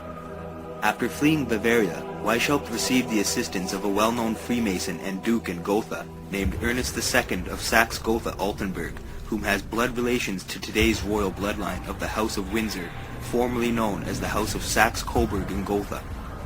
With the assistance of royalty and in exile, Weishaupt was able to write many new works, and in 1786 wrote a piece called Apologies of the Illuminati, where he seemed apologetic and attempted to distance himself from his earlier beliefs and practices. By this time, however, it was much too late, as the Illuminati gained more acceptance by supporters of the ideals of the Enlightenment and a vast amount of Freemasons throughout the world. In 1789, violence erupted in France, and the French Revolution overthrew their existing government and attempted to abolish Christianity from the nation. Additionally, a half-naked prostitute was placed on the altar of the Cathedral of Notre Dame and was extolled as the goddess of reason. Meanwhile, in America, John Adams won the 1796 election, likely due to his opposition to Freemasonry, and his son, John Quincy Adams, was noted as stating, "I do conscientiously and sincerely believe that the order of Freemasonry, if not the greatest, is one of the greatest moral and political evils." This had little effect, however, as just 2 years later, in 1798, George Washington acknowledged that Illuminati activities were being practiced in America, and went on to say, "It is not my intention to doubt that the doctrine of the Illuminati and its principles of Jacobinism had not spread in the United States. On the contrary, no one is more satisfied of this fact than I am." As the years passed, the doctrines of the Illuminati went on to inspire the concepts behind communism and other modern forms of government systems. The symbol of the Illuminati, the all-seeing eye, can be found on today's American currency and is essentially what led to the creation of several occult and satanic-based religions and secret societies. The 25 goals of the Illuminati are essentially what makes up the agenda of the New World Order, or a one-world government system, and outlines the methods of obtaining this goal. Obviously influenced by the Enlightenment and the Illuminati, an unknown Freemason known only by his false identity of R.C. Christian created a modern monument known as the American Stonehenge, or the Georgia Guidestones. The goals outlined on the monument are an indication that the Illuminati was not dissolved, that it is alive and well, having been allowed to continue and evolve through the lodges of Freemasonry around the world. Built out on a small flat area in the nearby Appalachian Mountains of Georgia stand these huge slabs of granite.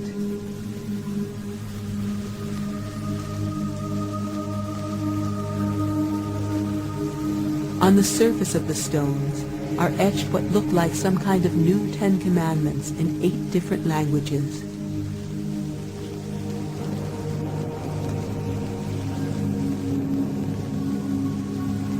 English, Arabic, Chinese,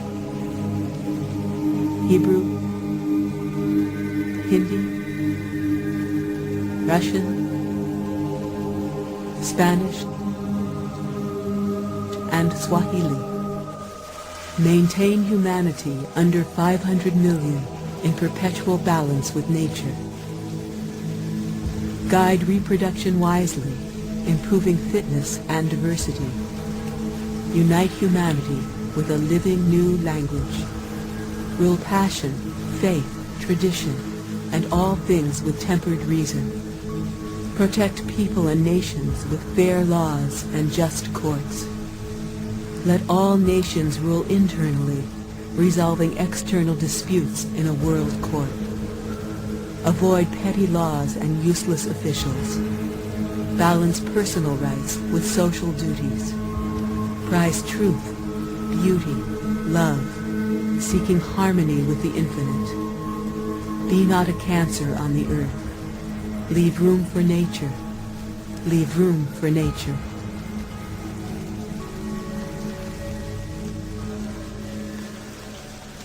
Along the capstone of the Georgia Guidestones, sitting on top of the monument, is a message written in 4 ancient languages: Babylonian cuneiform, Egyptian hieroglyphics, Sanskrit, and classical Greek.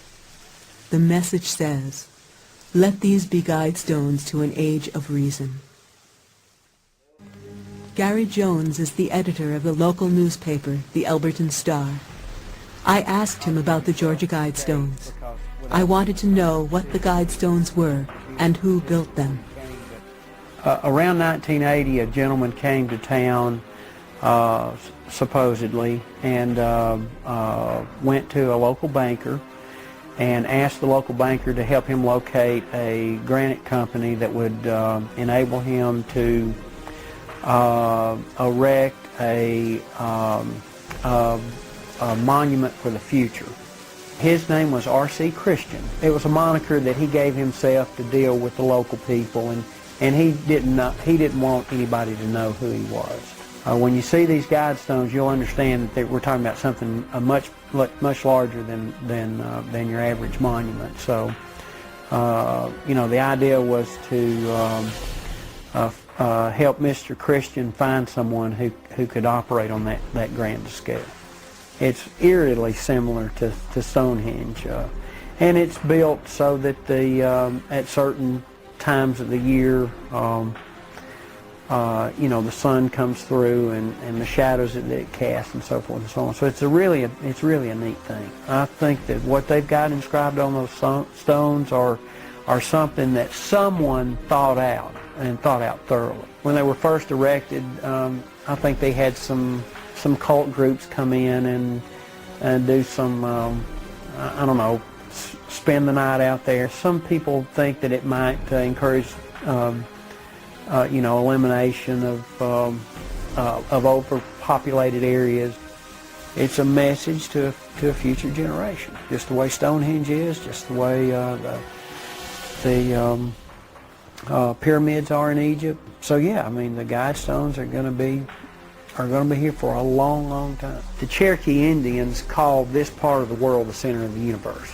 There are Masons here who may have had some influence on the guide stones. Once I realized I had met an honest, genuine, high-level Freemason who told me there were 13 levels of Freemason above the 33rd degree, and that these people were God. There was no God, they were God. So I asked them about their plans to kill people, and they said, yes, there are too many people on the planet. We need to get rid of several billion. And war doesn't seem to work, so we're going to use disease and starvation.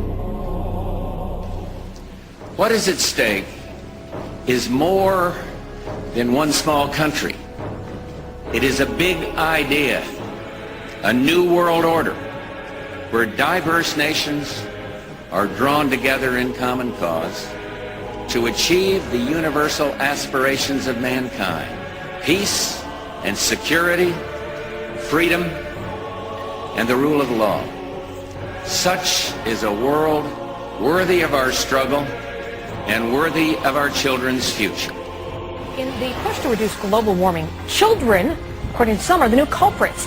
A think tank in the UK says too many kids are what's making the planet worse, saying large families, anything over 2 children really, should be frowned upon as an environmental no-no, akin to not reusing your plastic bags, driving one of those big gas-guzzling cars, taking long trips overseas. We have before us the opportunity to forge for ourselves and for future generations a new world order, a world where the rule of law, not the law of the jungle, governs the conduct of nations. When we are successful, and we will be, we have a real chance at this new world order, an order in which a credible United Nations can use its peacekeeping role to fulfill the promise and vision of the UN's founders. In the draft copy of the United Nations Global Biodiversity Assessment, it states very clearly that we must reduce the human population from its current level of about 6 billion people down to about 1 billion people. Our presidents can now, on their own, order assassinations, including American citizens, operate secret military tribunals, engage in torture, enforce indefinite imprisonments without due process, order searches and seizures without proper warrants, gutting the Fourth Amendment, ignore the 60-day rule for reporting to the Congress the nature of any military operation as required by the War Powers Resolution, continue the Patriot Act abuses without oversight, wage war at will, treat all Americans as suspected terrorists at airports with TSA groping and nude x-ray. And the Federal Reserve accommodates by counterfeiting the funds needed and not paid for by taxation and borrowing, permitting runaway spending, endless debt, and special interest bailouts. And all of this is not enough. A van pulled alongside of me, and it turned out to be the property owner. And he greeted me, and he was by himself, and so we had a good little dialogue there, and I asked him about the field of black boxes. What were they? Because I'd never seen anything like that. And his statement was that if he told me, I would be one of few people in Madison, Georgia that knew about them. And he says they're disposable coffins, I believe he told me. And he says there's 100, at that time he said there was 125,000 there. And they were stacked, he told me 15 high.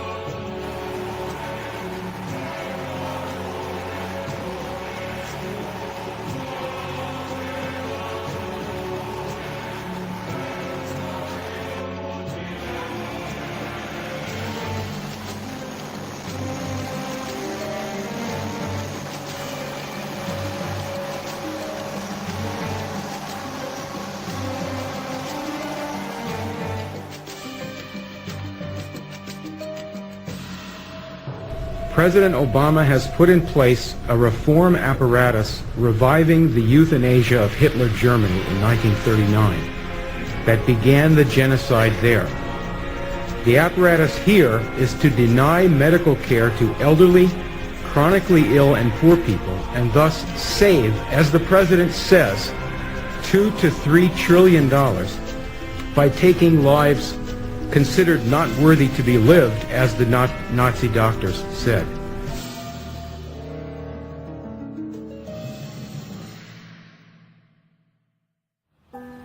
The earth just cannot handle the sheer number of humans who live here. Something has to give. And I believe that it's up to us who have lived a good life to make sure that our children will have the opportunity to live good lives too. I have lived a good life. I have lived a good life. I have lived a good life. I have lived a good life.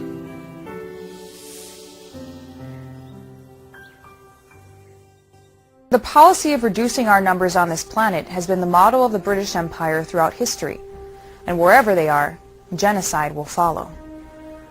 Today there are 12 million people at risk of starvation in the Horn of Africa, but that threat is in no way localized, as this year's global grain harvest was exactly half of what our current 7 billion global population needs to survive. It's not just a question of halting the genocide of thermonuclear war. The genocide has already begun, and London's puppet in the White House has enforced that policy globally for the benefit of the empire. This is Esther. At first, I thought she was a boy.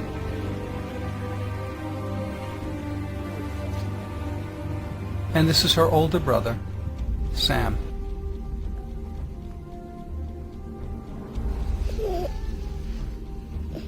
Their behinds were shriveled and laced with deep lines left by their shrinking body mass. Their legs were tiny bones covered in dried-out skin. It was clear to me that starvation had pushed these helpless kids to the verge of death. This little boy is 7 years old. Look at the size. Look at my camera. 7 years old.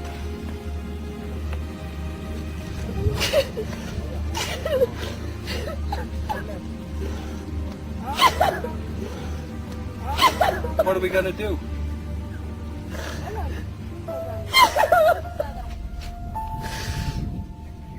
Severe malnutrition leads to death. It stunts growth and forces the body to turn on itself for food.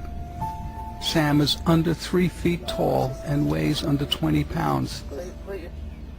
Both Sam and Esther were also afflicted with polio. Neither of them could walk. We could not imagine why they were abandoned, left starving, lying hopelessly in the dirt. As we tried to absorb the nightmare before us and figure out what we should do, a little girl emerged from the bush. This little girl is the sister of those 2 little boys, and she was actually cooking for them at one point. Can you imagine? It was Sam and Esther's older sister, Jane, a very small 8-year-old. She had walked miles to fetch water in order to bathe her brother and sister. We and our cameras attracted a crowd. The sight of the kids paralyzed the crowd. They could only stand in horror and watch.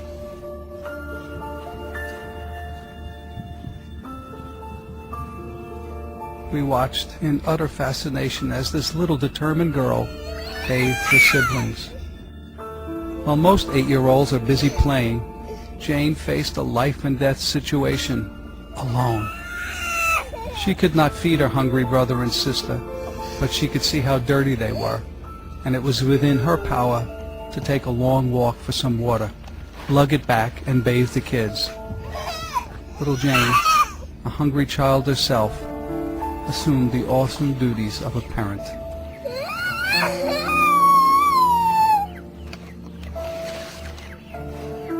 To look into the face of a suffering child is to see the depth of humanity and the heart of God, and we are able to drop all vestiges of our selfishness and desire nothing more than to see another experience relief and joy.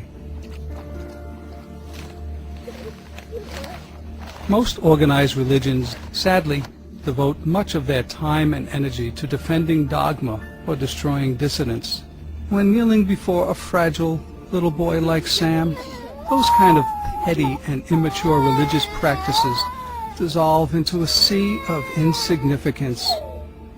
Love is all that matters, and love compels us to reach out to Sam and Esther. The world in which most of us live has become a civilization based from class values, where in order to be accepted, we must conform to a capitalist infrastructure designed to bring in as much profits as possible. There exist several thousand companies that make immense amounts of profits from charging people money for the necessities for survival, and because of this, any single person, culture, or community that does not participate in its vicious cycle simply goes without. A vast amount of these corporations are in control of the food and energy supply, and although they create much of the food that is required for the world's population, still, millions of people starve, and there have been obvious divisions in place. As governments around the world promote the ideas of overpopulation and global warming, many new strategies, policies, and programs have been set in place to decrease the human population, and these strategies are not particular to a single country or nation. These methods have existed for thousands of years and can be divided into two categories: soft kill techniques and hard kill techniques. As starvation still occurs in many parts of the world, this can be identified as a hard kill method of population control. Other forms of hard kill techniques include war, natural disasters, epidemics and disease, and nuclear catastrophe. Soft kill techniques are less obvious and are covertly applied to a population as it's not designed to kill instantaneously, such as the methods used in a hard kill scenario. Oftentimes, soft kill techniques are meant to only shorten a lifespan or kill off select groups of people. They also exist in the forms of diseases, viruses, and bacteria, and is the reason why there has been so many food and product recalls in recent years. So the president of IG Farben was convicted of crimes against humanity. Now, he's a sort of artistic fellow and creative. He was the one who was responsible for the slogan that people saw as they entered Auschwitz, usually for the last time. Arbeit macht frei. Work brings freedom. Creative sort of fellow. So he was sitting in jail and he said, well, that didn't work. What else can we do? I've got it. Food. He who controls food controls the world. The state says the fruit is probably linked to a deadly outbreak of bacteria sweeping across the country and hitting New Mexico especially hard. New at 10, Action 7 News reporter Todd Unger is following the recall announcement. Yeah, guys, these numbers are concerning. 3 dead, 10 cases, and more suspected cases being evaluated right now. What's it all mean? Watch what you eat. Canada's Food Inspection Agency has once again expanded its recall of contaminated beef. This time, consumers are being warned to steer clear of several types of cuts. The Food Safety Agency has come under criticism for what critics have said is a delayed response to the crisis. The Canadian Food Inspection Agency is being criticized for not sounding an alarm about potential health risks sooner. From the very first detection of E. coli, CFIA waited 2 weeks to issue a recall. And we are addressing to improve the process related to the challenge that we face. The recall is leading to questions about the reputation of Alberta's beef industry. The best guess is that some infectious agent is causing it. Today, researchers here at the National Centers for Disease Control said they had found several cases where people who had been sex partners both had the condition. The scientists say this probably means they are dealing with some new, deadly, sexually transmitted disease. The investigators see this as a serious public health problem. Farmers in the milk industry say it's safe, but studies suggest a link to cancer. Don't miss this special report. Monsanto's engineered growth hormone did not comply with safety requirements. It could be absorbed by the body and therefore did have implications for human health. Mysteriously, that conclusion was deleted from the final published version of their report. They knew there were problems. They saw serious potential human health problems, and they stood up in Canada and said, we're not going to approve this because we don't believe it's safe. We have been pressured and forced to pass drugs of questionable safety, including the RBST. I personally was very concerned that there's a very serious problem of secrecy, conspiracy, and things of that nature, and something needs to be done. The FDA was then on the hot seat. They had to come up with an answer. They didn't come up with a good one. And they never took the opportunity then. I mean, what would they do? Pull it off the market and say we need to now do the job that we didn't do the first time? They didn't do that. From the time a child is born, it is raised within a system that is designed to restrict them from reaching their potential. Generation after generation has been bred with this system because the individual grows up to accept this way of life as the norm, and it is due to this fact that companies, corporations, financial institutions, and government systems have been allowed to develop over the decades and gain more and more control over the common people. We have all, from birth, allowed these systems to continue their operations and establish greater power and influence in an increasing amount of countries around the world. The agenda of the secret societies has become a reality in which we all play a part in, and the intent to consolidate control was established through the League of Nations, which is now known as the United Nations. This organization is a clear indication that the work of Freemasonry and the goals of the Illuminati are in full operation, and as more and more countries join the roster of the United Nations, a one-world court, government system, and military center point have been implemented and acts as the key decision-maker of global policies. The United Nations is the one world government system, and it was created by the British Empire and a majority of the major world powers at the time, just after World War I. Since its conception, it has shaped world policy and continues to act as the global decision-maker, while increasing its control over countries and their cultures around the world. The control of resources remains a top priority, and companies and corporations have been allowed to become monopolies in which a single corporation controls a vast majority of a particular resource or industry. Large amounts of profit are made from these industries such as forestry, mining, energy, raw materials, food production, and water. However, still much of the world goes without and is forced with a struggle for survival. Companies such as Monsanto have gained total control over the world market, allowing for increased prices to maximize their profit potential. With much of the competition not able to compete, total domination of the particular resource has been allowed to commence, and those who are not able to afford or have access to these resources are simply disregarded in the name of profit. In a day and age where free energy is discussed and things such as electric cars are an obvious reality, we still remain trapped within the clutches of a profit-driven world. When Nikola Tesla discovered free energy and presented his findings to potential investors and bankers, he was not aided because there was no monetary profits to be made from giving people free electricity. Instead, industry bankers such as J.P. Morgan invested their money towards Thomas Edison's inventions related to energy, as in this way a new market could be established with great financial gains. We still live in this state of mentality and control, and although many people are aware and oppose this system, they are merely protesting against the companies and corporations and not the primary source or reasoning. The best way of explaining this is by understanding that many people that are protesting this system are simply playing into the intentions of the establishment. In order to make vital changes in political policy, people must be opposed to something, and then the government body is able to change laws and regulations, allowing for new policies to form, while the organization, company, or corporation remains intact, able to continue its control over a specific area or industry. When people protest, they are simply protesting the effects or symptoms of the problem, and are not able to have any impact on the source of the effect or symptom. This scenario is similar to a knight in shining armor. The actual company or corporation is the sword or weapon that is causing the effects or symptoms, and the government body or organization such as the United Nations is its shield, protecting the source through a court or legal system. However, these organizations were created and are maintained by a source, as there has to be a knight controlling the sword and holding the shield. Whether we attack the weapon itself or the shield that protects it, the source of power often remains unscathed and allowed to continue for years to come. While people protest against financial institutions and corporations, the source of its power remains unseen and protected, which is why there have been countless revolutions, protests, and acts of civil unrest throughout the world, and nothing has changed because of it.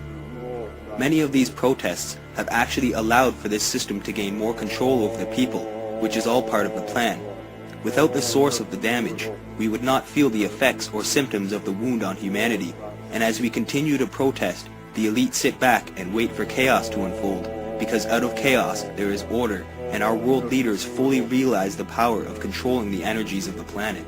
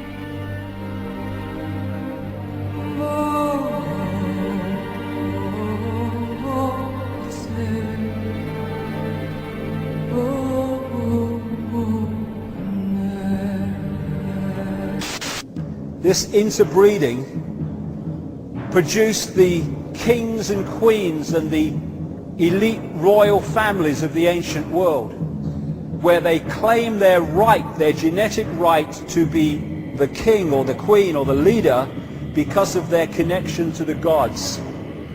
And all over the world you find this. And what do we have today? We have the queen as head of state of this country purely because of her DNA. In Sumer you find the same. Sumer, which became Babylon, which became Iraq, has ancient texts and tablets which describe the same recurring global story of this interbreeding to create this hybrid race. The hybrid race became known as the demigods, part human, part God, because of this interbreeding connection. This hybrid bloodline went off across the world, up into Northern Europe. It became the power behind the Roman Empire and the creation of the Roman Church, which became, of course, global Christianity. And so today, these hybrid bloodlines are known as the Illuminati, the illuminated ones, and they're the ones that control the transnational corporations, governments, the banking system, the whole shebang that dictates and controls the direction of society. It's a great thing for history. George Washington, Thomas Jefferson, William Howard Taft, and President Barack Obama. One young girl traced them all back to one common ancestor. They're all cousins and all grandsons of John Lackland. It's the first family tree of its kind.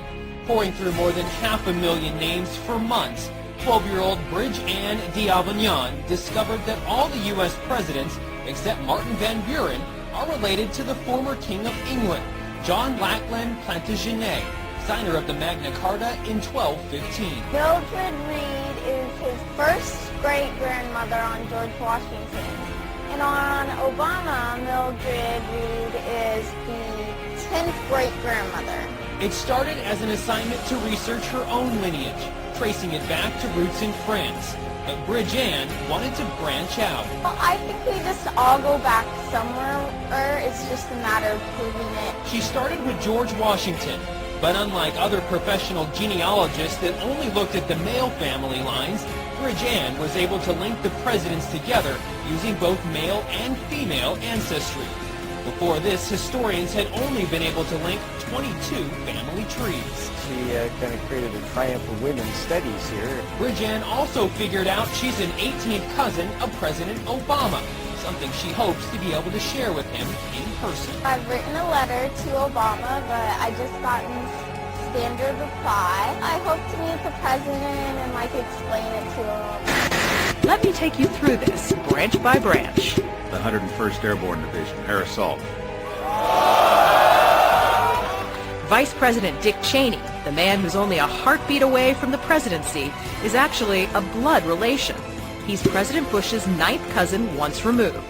Cheney's cousin Barack Obama is also Bush's 11th cousin and the 9th cousin of Brad Pitt.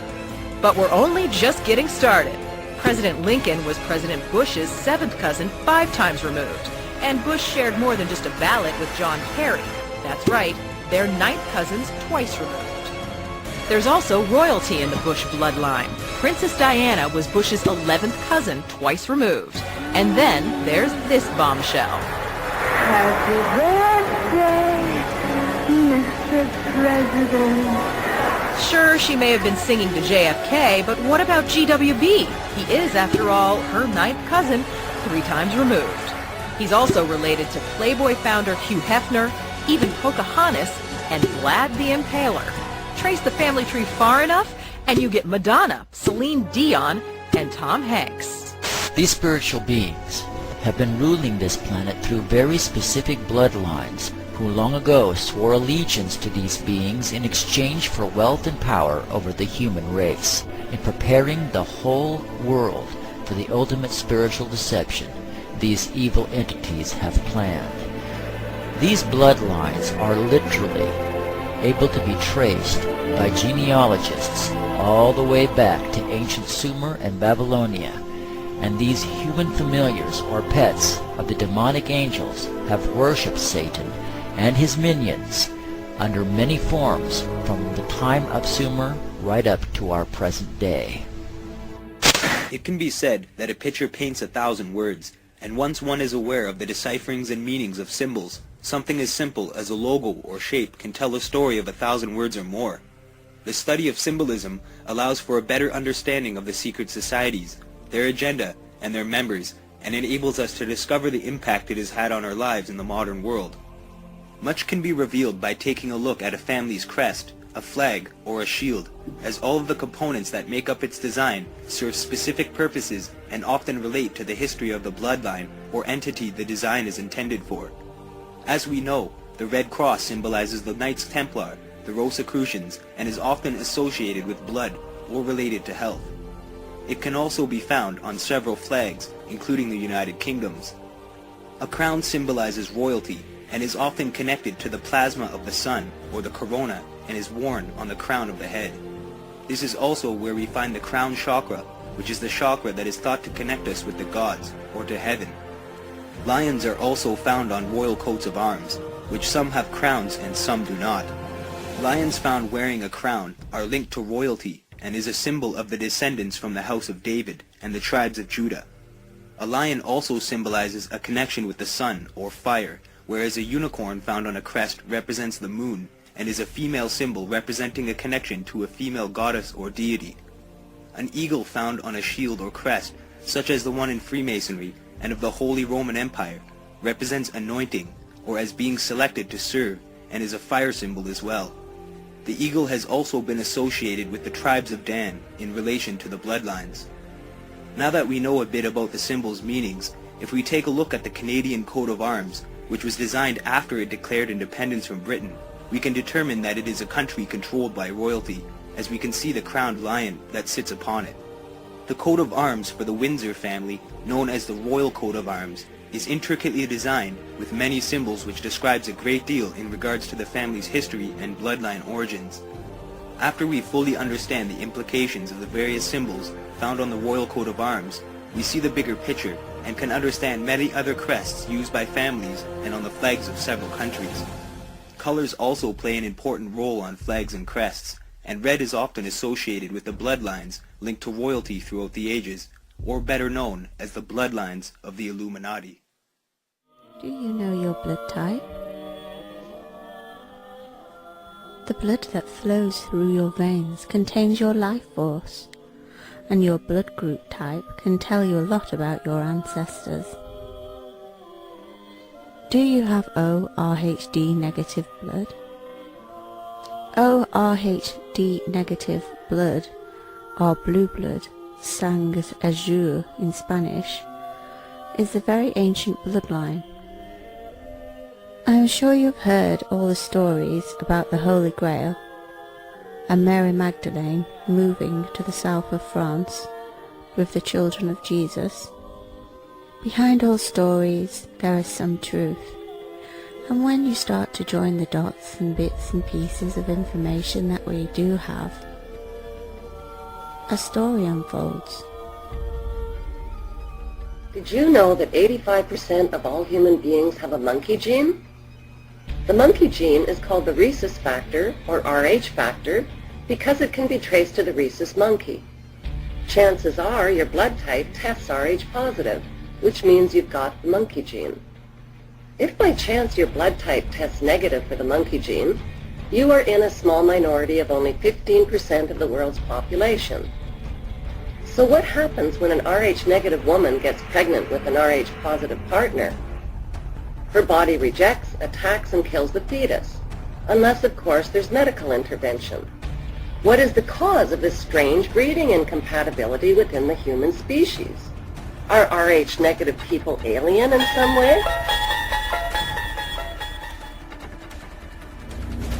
These guys who are manipulating my mind and programming me for mind control purposes claim, and these criminals in control of our country as well, claim to be gods, demons, and aliens in order that I feel totally helpless, in order that I felt like they were beyond my realm to affect. And we had cataloged 57 different species. You have individuals that look very much like you and myself that could walk among us and you wouldn't even notice the difference.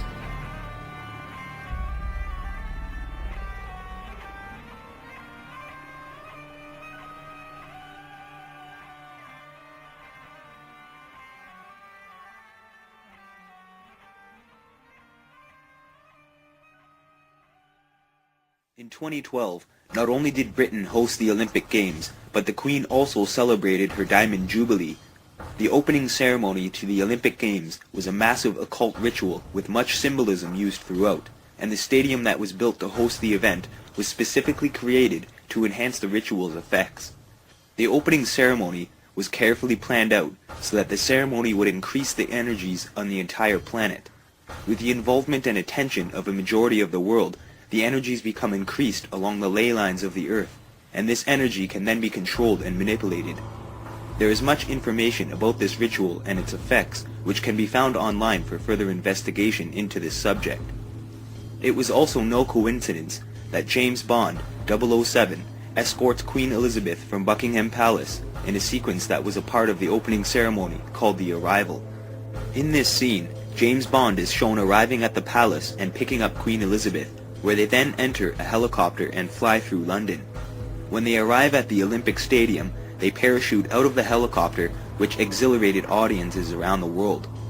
Not only was the scene with James Bond used as a promotional stunt for the latest Bond movie, but it also served a much deeper, hidden meaning with occult inspiration. The creator of the fictional character James Bond, Ian Fleming, created the character based off the actual founder of British intelligence, John Dee. Not only is Dee accredited for founding British intelligence, but he was also a highly esteemed alchemist, occultist, mathematician, astrologer, author, sorcerer, and mystic. He is best known as being the personal advisor to Queen Elizabeth I, and he signed all of his documents and correspondences with the Queen with the sigil of 007. Ian Fleming incorporated the 007 with the James Bond character, which is also why it was John Dee, aka James Bond, who escorted Queen Elizabeth II to the 2012 Olympic Games. The formations of some of the opening ceremony and much of the symbolism can be linked to John Dee's glyph, known as the Monad, in which Dee wrote a book about it, called the Monad Hieroglyph. Dee rose to power in very curious circumstances, as he was initially charged by Queen Mary for attempting to end her life using sorcery. When Queen Mary mysteriously died, Queen Elizabeth I took the throne, and Dee received a high position in the court as the Queen's personal advisor, magician, and intelligence leader. John Dee is also known for bringing the Rosicrucian order to England, as he was the head of the Rosicrucian order in Europe at the time. The Rosicrucian order has its roots through the mystery schools of Egypt and is thought to have been established around 1500 BC. The successor of John Dee in regards to the occult and the Rosicrucian order was none other than Sir Francis Bacon. Bacon is also accredited for the foundations of the modern English language and translating the King James Version of the Bible. It is thought that when he translated this version, he also altered it, incorporating Masonic and Rosicrucian symbolism and doctrine. John Dee had a strong influence on many contemporaries and on the British Empire. Not only was Dee a scholar of the classics and the magical past, but he was an intimate friend with some of the great movers and shakers of his own time, particularly Sir Philip Sidney and the entire coterie of poets and artists who had gathered themselves around Elizabeth, Astrea, to celebrate her reign and to make of her the paradigmatic sovereign of Europe that Dee believed led the way toward the establishing of a universal alchemical monarchy. It was essentially a poetic enterprise, as alchemy always is. Merlin, in the Arthurian legends, has come down to us basically disguised as John Dee. The image we have of Merlin is Dee's image. So Dee possessed an enormous power over the imagination of his contemporaries. They were in awe of his learning.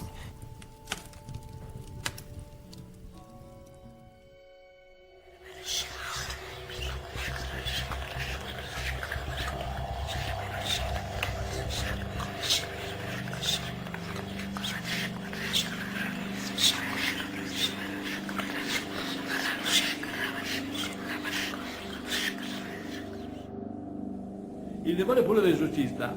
L'esorcismo è lui che ha paura e non abbiamo paura noi. E sono contento di dare in botta al demonio. Quando mi dice il demonio che chi sei, io devo domandare, Satana. Ah, ora mi sei capitato, adesso ti ho dato un sacco di botte.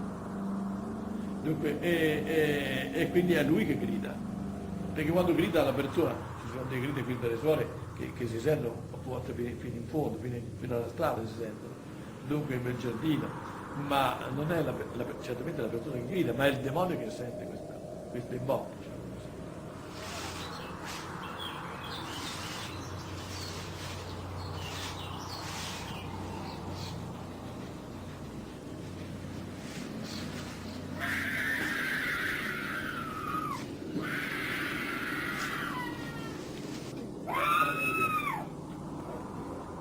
Martina and her parents have been coming to see Padre Alfredo regularly for the past 6 months.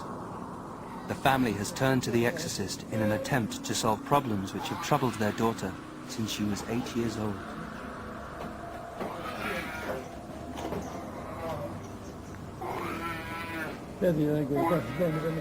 Although Martina comes to the sessions willingly, as soon as she enters Padre Alfredo's bunker, she suffers a violent reaction.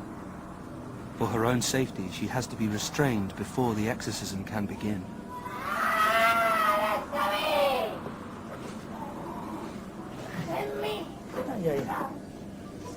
all'inferno, vai! Prende l'acqua, padre, prende l'acqua, là, prende l'acqua. Prende l'acqua. Sì, ci ho pensato, ma... L'acqua, là. Non ci ho pensato. Là. Sta buona?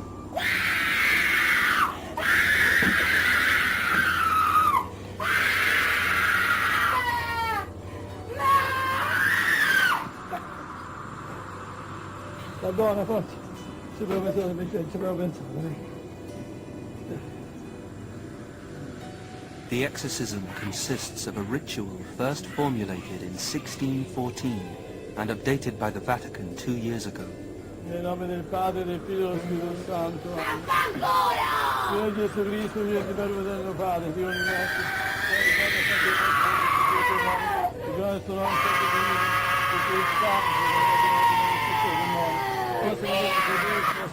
è di Cristo, è di Cristo, è di Cristo. Ecco l'acqua del il devonismo viene una forza particolare. Dunque ho notato questo, a volte il demonio, siccome l'esorcismo sono come potesse uno bastonate, picchia il demonio, no? E mette l'acqua santa nella mano, mi brucia, mi sono accorto di questo. Il demonio è furbo e cerca di parlare per riposarsi. Avete visto mai i pugili? Quando si danno i pugni, a un certo punto si abbracciano, si riposano, respirano un attimo. Il demonio fa la stessa tattica, dunque parla e io invece non bisogna dargli retta, continuare l'esorcismo, in modo che non si attregua, sono botte. Ave Maria, piena di grazia, il Signore è con te. Tu sei benedetta fra le donne, Maligno. Ave Maria, piena di grazia, il Signore è con te. Tu sei benedetta fra le donne, Santa Maria, ma libera, ma Maria, no, maligno, è Cristo più forte. Cacciale via, di la verità. Di la verità a questa signora. Esiste o non esisti tu? Il demonio esiste o non esiste? Esiste il demonio! Come fai a dimostrarlo? Come fai a dimostrare che esiste? Tutto! Ma questo... Io esisto! E chi non ci crede bene! Ma questo...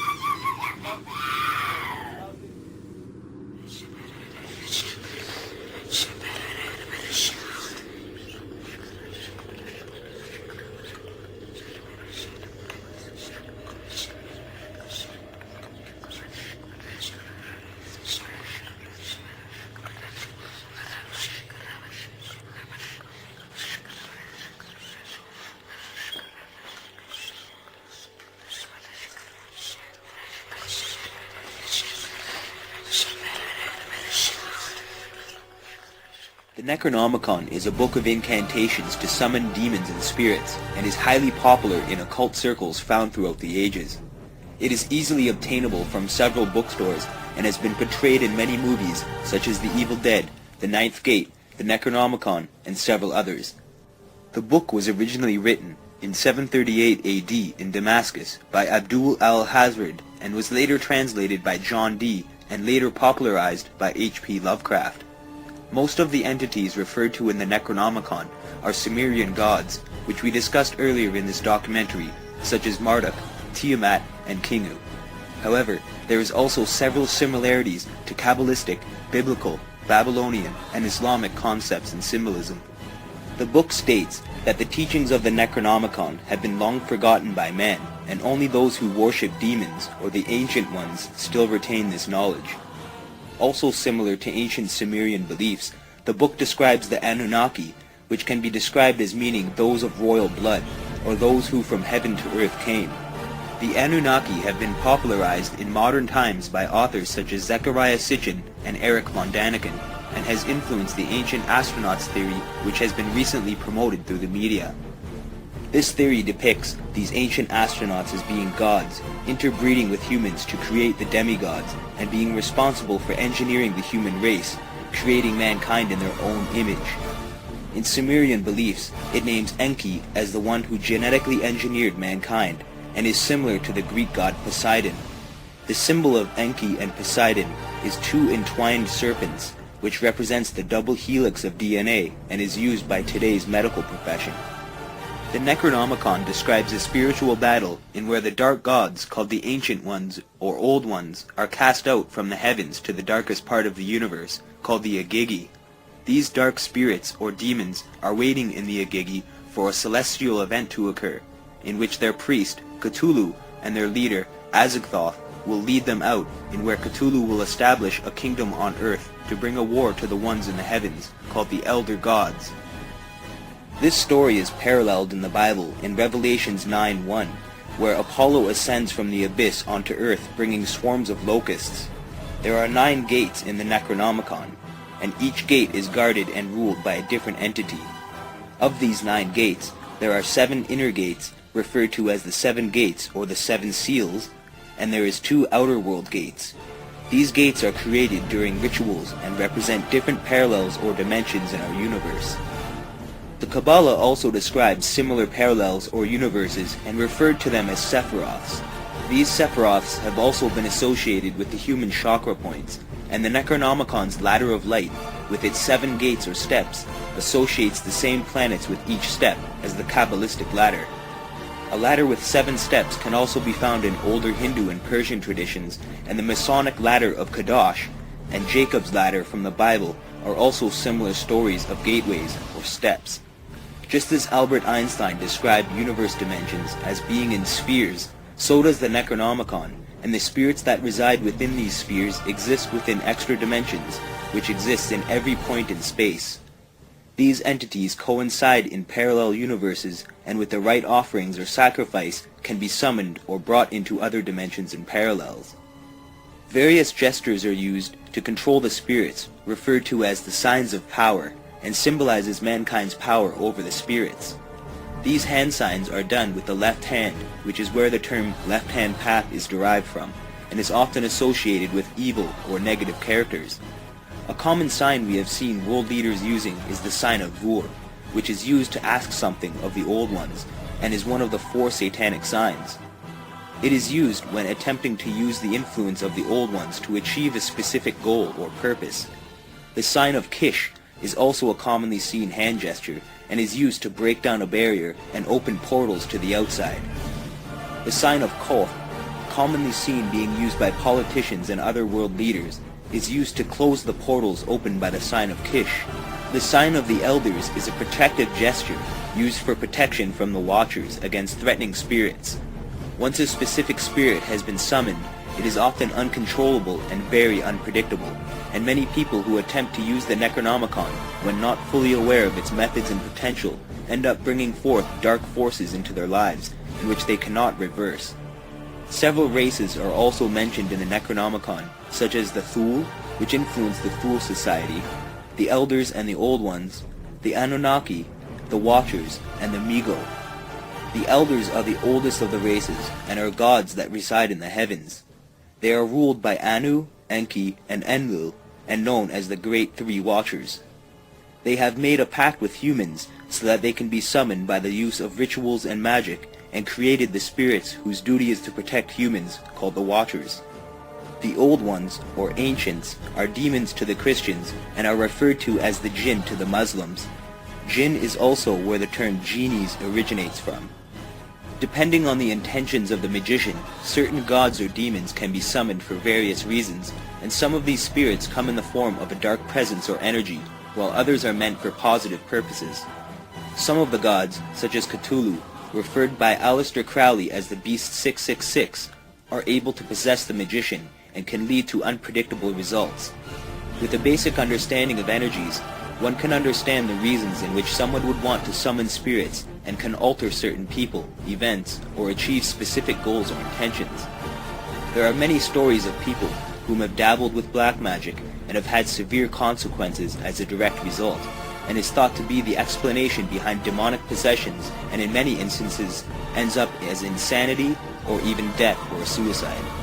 Many people do not believe that summoning spirits and demons actually works, but the truth of the matter is that the power lies within the believer, or the eye of the beholder, and is the reason why people achieve altered states of consciousness during meditation and prayers.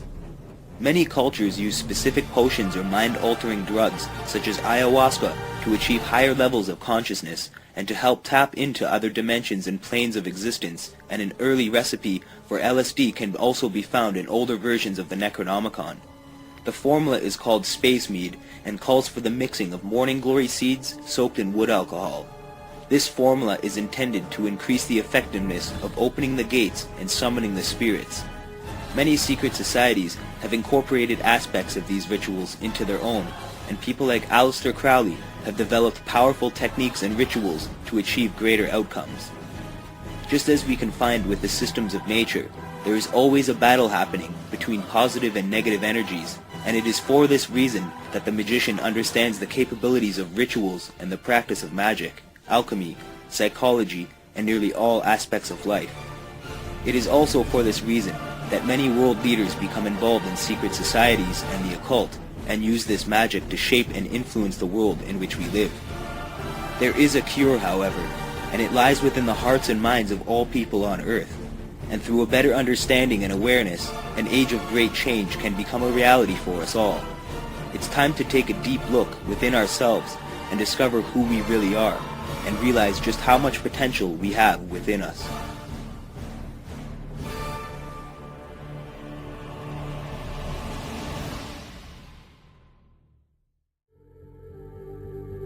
Facing our true inner self is virtually unknown in our world today.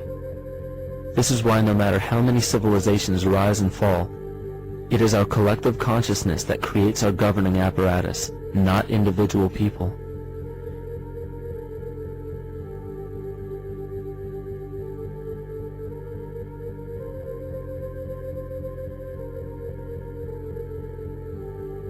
And after countless attempts, you would imagine that people would realize that a physical retaliation may not be the solution. Yet here we are, thousands of years later, with technology that can clone DNA, vehicles that can break the sound barrier and probe the depths of space, and science that can overcome almost any sickness. Yet we still fail to take notice to the importance of thoughts and consciousness. This is the very definition of insanity. And every single one of us is responsible for this psychic epidemic, because we're killing the messenger and paying no attention to the message.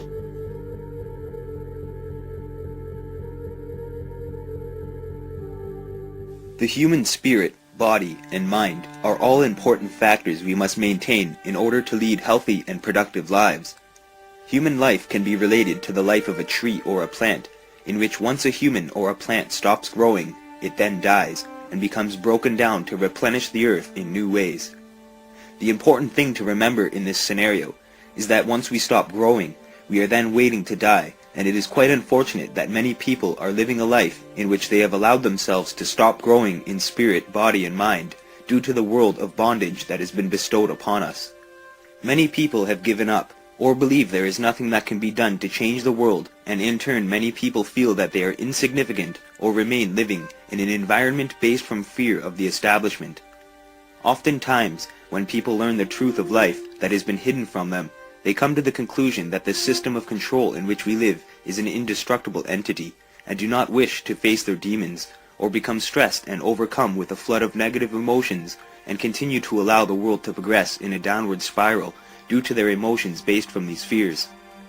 This vicious cycle has been continuing for centuries, and will continue for future generations unless something is done to stop it. The key to this great change lies within the spirit, body, and mind of every single human being on the planet, and throughout history, all it ever took to change the course of the world was a single person's vision or actions. If this could be achieved on a greater level and include a majority of the population, the world could be transformed into a better place, and our children and future generations could live in harmony. It is hard to believe that humanity has not entered into this age yet, and the reason we have yet to achieve this monumental leap in evolution is simply because we are all a product of our environment. We live in a world in where profit is more important than life, and from the time we are born, we are expected to become a part of this society. It is hard to get employment in a field we enjoy and increase the potential of our lives at our jobs. Most jobs are simply a part of the corporate machine, and things like art, music, and other subjects geared to developing our potential are slowly disappearing from school curriculums and being replaced with industry-related studies. Laws, finances, and taxes are often not taught to children and must be taken in college and university to have a better understanding, and this in turn leads to people who are unaware of how the system works, keeping them in the dark so that they can assume their role in society. Government systems limit our potential for growth and consciousness by creating a negative world and keeping us in a state of fear and unknowing to the true fundamental realities of life. Many people become depressed because of this system, and others become addicted to drugs to cope, which destroys parts of the brain, leading to depression, sickness, inhibition, suicide, and death. The government also offers these addicts drugs through meth clinics, so that these people whom have become addicted remain on various drugs and become trapped in a cycle designed to limit their potential as human beings. When people become sick, the government and medical system prescribes drugs rather than promote natural methods of curing, because if someone gets better, there is no profit to be made. Pharmaceutical companies cannot stay in business by curing people, so natural methods of healing are neglected by the establishment. We live in a world where we are born to spend money and contribute to the system, and when we die, companies profit huge amounts of money from the families of those who have died.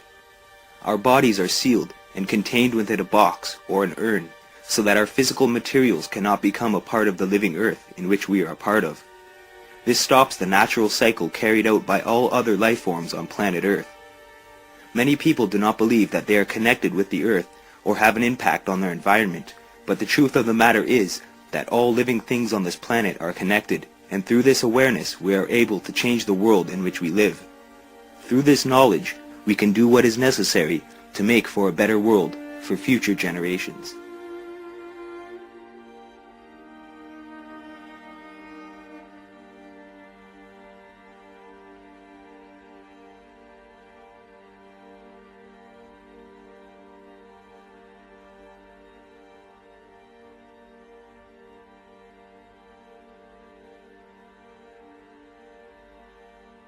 Mrs. Ritalik created two distinct environments for her test plants.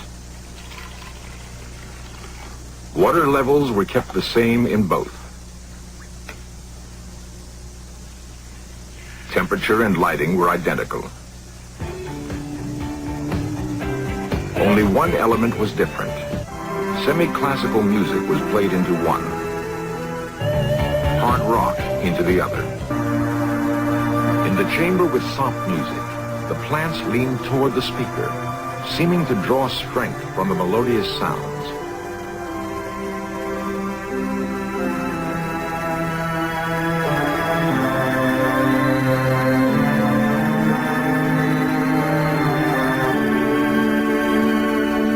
In the chamber with rock music, the plants shrank away and eventually died. Time-lapse photography represents the reactions of the plants over several days. The results are unmistakable. Test conditions could only mean that it was the quality of the music, not the volume, that determined the reaction of the plants. The plants, it seems to me, are trying to tell us something. If plants hear, how do they hear? Certainly there's nothing in the plant world like the human ear and mind, but perhaps there's something else. A way of hearing that doesn't involve receiving and interpreting sound waves. What we call a sound wave is merely one form of energy, but scientists know that energy takes many forms. Cleve Baxter has spent more than 25 years researching the behavior of plants.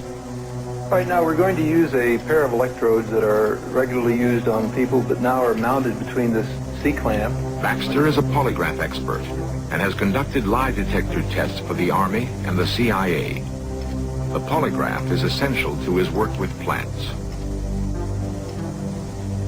This is a conventional piece of polygraph equipment of which we're using only 1/3, the galvanic skin response section. Now I'm going to activate the chart drive on the equipment and turn up the sensitivity and balance in the plants between these electrodes. Now, the tracing we're getting now represents the plant.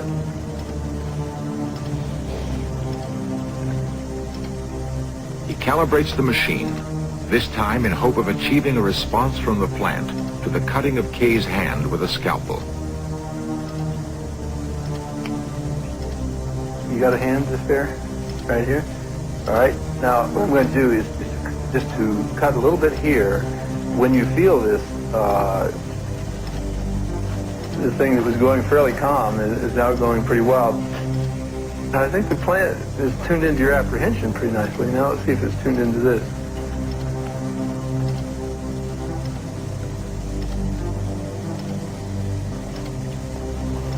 Now, I'm going to put some iodine in there.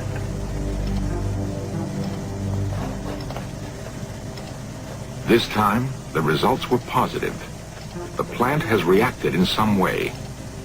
Baxter can only conclude that it is a reaction to the pain felt by another living thing. I mean, this is pretty powerful stuff that we're going over. I mean, there's no anthropologist or biologist on the planet who can explain this one. How the sunflower evolved a bunch of spirals in it. It's seed pod design, and how those spirals exactly lead to a golden ratio, Fibonacci series numbers. Unbelievable. Okay, this is it. There's no question.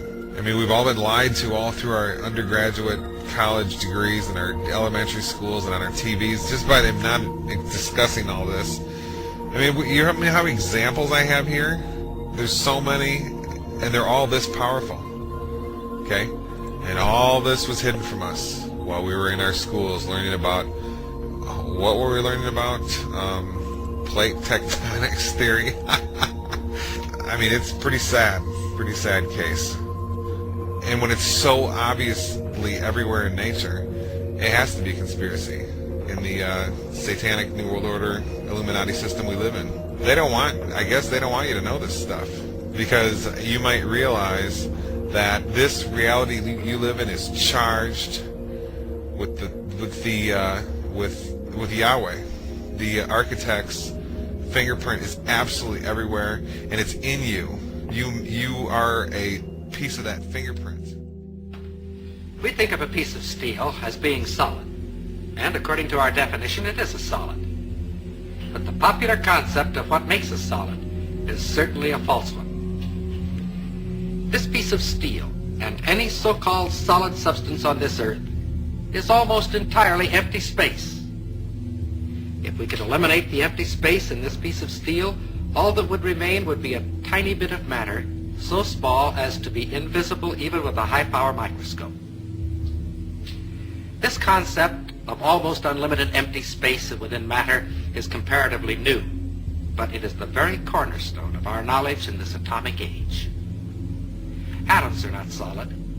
Instead, they are tiny solar systems composed of infinitely small particles revolving at tremendous speeds and bound together by enormous forces. And like our solar system, atoms are almost entirely empty space. For the moment, let's forget the forces within the atom. Thinking only of the particles and the empty space around them, science knows no reason why I couldn't take this so-called solid steel bottle and just throw it right on through that wall. Except this, we've tried it and it hasn't worked. If I were to attempt to run through that wall right now, all I'd get for my trouble would be a good-sized lump on the head. But that which would prevent my body passing through the wall would not be a collision of particles, but rather a collision of forces. The same forces that make an atom bomb. And if it were not for these forces, my body could go freely back and forth through that wall, just as though it were not there. It is within the realm of scientific possibility that there could be two worlds coexistent, occupying the same part of space at the same moment of time, each world just as real as the other, with its mountains, valleys, rivers, trees, and people.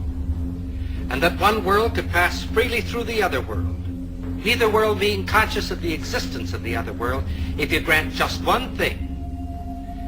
Atomic forces within the material substance of these two worlds that are not mutually interactive. What do we mean by this?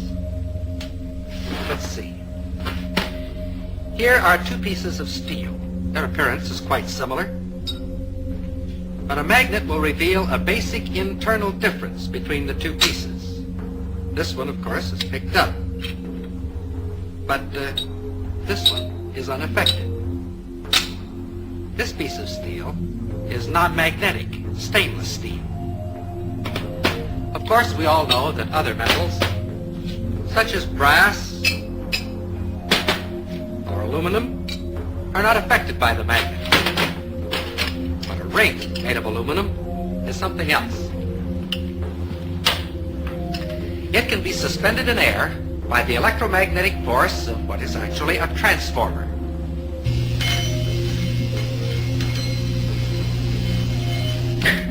The ring being in effect a one-turn shorted secondary. A smaller ring will react even more violently.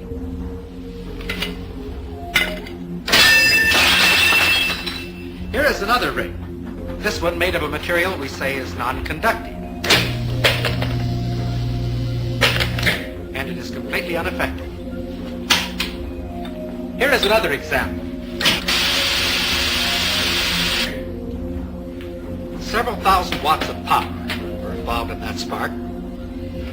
If we replace the spark gap with a copper coil, the same power now flows through the coil. It's invisible, has no effect on many substances, but it can generate a lot of heat. Wood, paper, things that we think of as being quite inflammable are not affected at all. However, a piece of steel wool bursts into flame instantly.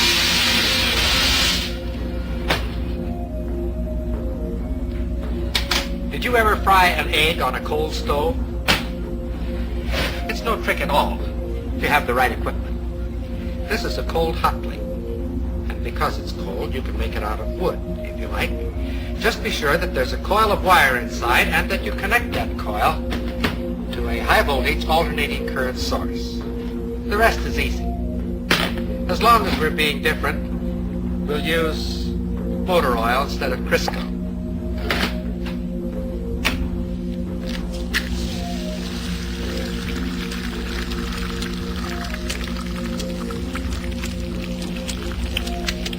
The egg fries very quickly, but the stove remains perfectly cold. In fact, if you wish to keep it handy, you can fry your egg on the morning newspaper.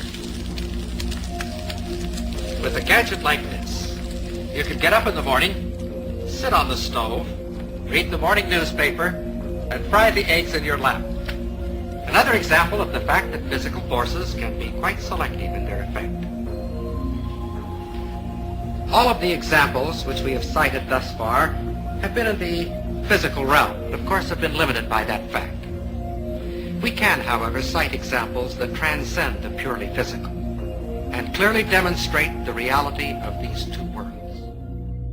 Well, it was interesting because I became a biologist, a developmental cellular biologist. I'm working on cells, of course, and in my graduate work I was cloning stem cells.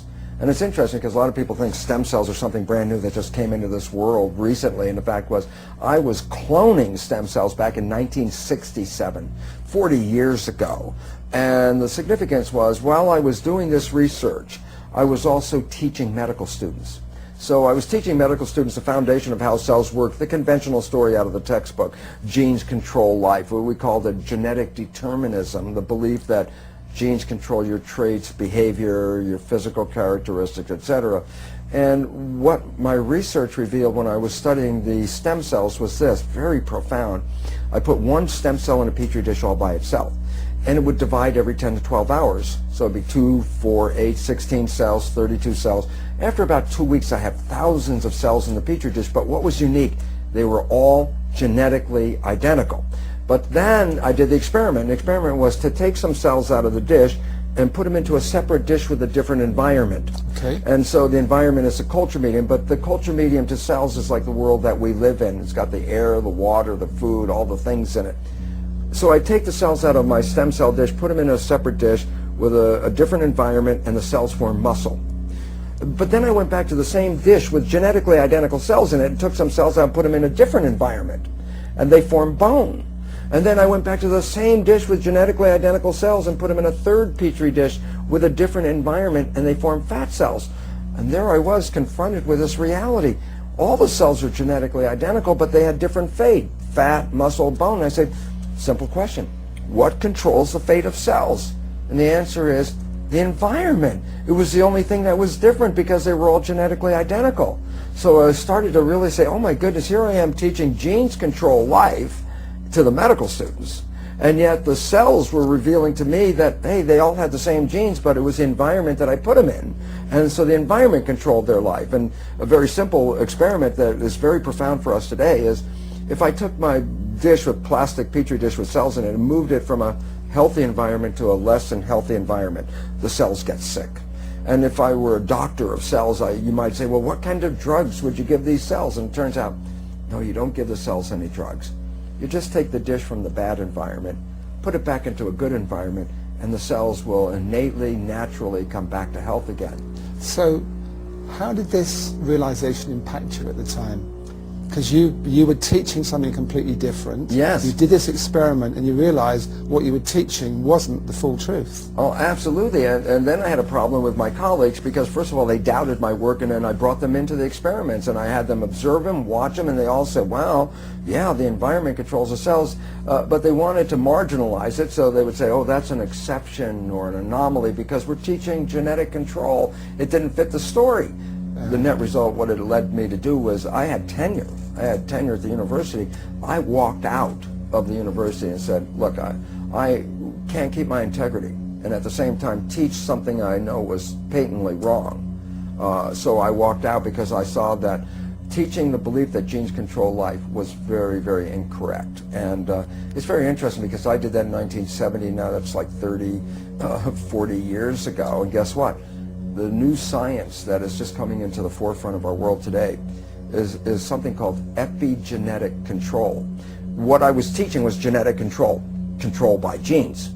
The new science, which is now coming around, is called epigenetic control. And what that means, you understand the prefix epi means above. So you say epidermis, that means the layer above the dermis, skin. If I say epigenetic control, literally it says control above the genes. And this is the new science. And why is it profound? Because when you teach genetic control, you teach victimization. You didn't pick the genes as far as we know. The genes control your traits. You can't change the genes, so you become victimized by your heredity. And the new science, epigenetic control, reveals how your response to the environment, as you change your response to the environment, you change the fate of your cells, just like in the Petri dish. That makes you a master, because you're the one that has the opportunity to change your perception and response, so therefore you're the one that controls your genes. Ancient philosophy talked about an end of time and a transformation of humanity. And while they could tell us about when this might occur, they really didn't underline why it would occur. Now we know why we are facing our imminent extinction on this planet, and coming to those prophecies and making them real, and that is this. We base our world on knowledge. Knowledge is power. Lack of knowledge is lack of power. Well, the knowledge that we've been operating with for many centuries, and the last couple hundred years specifically, the new scientific knowledge, is not actually found to be valid today, which means we've been operating from misperceptions, misbeliefs about the world comes from. Well, the idea is very simply this: if you don't understand, if you have a misperception of the world, it can kill you. And so the significance, I'll give a simple example, is that if we had an anorexic person standing right here, and you and I looked at this anorexic person, we say, well, this person's near death, skin and bones. And we should ask them, what do they see when they look in the mirror? They say, well, I look in the mirror, I see this overweight, bloated person. And so they have a misperception. And what does the misperception lead to? It causes their brain to send chemistry to their body to reduce more weight. And because of a misperception, they're going to kill themselves. There was nothing wrong with their biology, it was their perceptions that were wrong. Well, we have three misperceptions that are causing our extinction. One is the belief that the material realm is all there is and all that matters, so that matter is all that matters. Number two is the belief that genes control our lives, which make us victims because we didn't pick the genes and can't change them, and they have power over us. And the third one is an extension of Darwinian belief that says that the world is based on a struggle for survival. We all know about the rat race. And why is it a rat race? Because our fundamental belief is that if you don't go out there and fight to stay alive, you'll be trampled and killed. And so we see a world based on this Darwinian world, a nightmare of a struggle for survival, which involves war and competition and gouging each other, for each one climbing up on the back of another to stay alive. So what's wrong with these perceptions? Well, number one, the belief that matters is all that matters. That's a Newtonian belief. Quantum physics has come in and said, boy, did you make a mistake on that. It's not the physical matter that's most important. It's the invisible stuff you can't see, because it's the invisible fields, the energy fields, that shape matter in the same way that a magnet can cause the shaping of iron filings. So if you look at the structure of what's going on in here and blame it on the structure, no, you missed it. It's based on the invisible. But the biggest part of contribution to that invisible from us is our mind. Our minds are shaping the world. So whatever we believe is like a magnetic field that shapes our biology and our life to conform to the belief. So it says, wow, if that's true, then all of a sudden we should put more emphasis on the mind than on the body part. And then if we change our beliefs, then we can save our world. Myth number 2 was that genes control us, the belief of a victim. Again, cancer's in my family, what can I do about it? Might as well enjoy my life now. And all of a sudden we become irresponsible. Why? Because I said, well, if I can't control it, why do I care? And then irresponsible nature leads us to the extinction as well. The new science says, no, genes don't control your life, your mind controls your life. That your mind, acting through a new thing called epigenetic control, a new mechanism by which the environment or the perception of the environment controls our genetics, is what controls our heredity. And all of a sudden it says, well, then it means if you change your mind or your perception, then you change your biology. And the answer is absolutely. So you're a master of your life rather than a victim. And the third one that says, get all the matter you can, take it from the earth, rape the planet, gather it all in your yard because that's a measure of your success. Turns out, no, it's not. And the competition you use to gather all this matter is actually now found to be destructive, because evolution is based on a cooperation.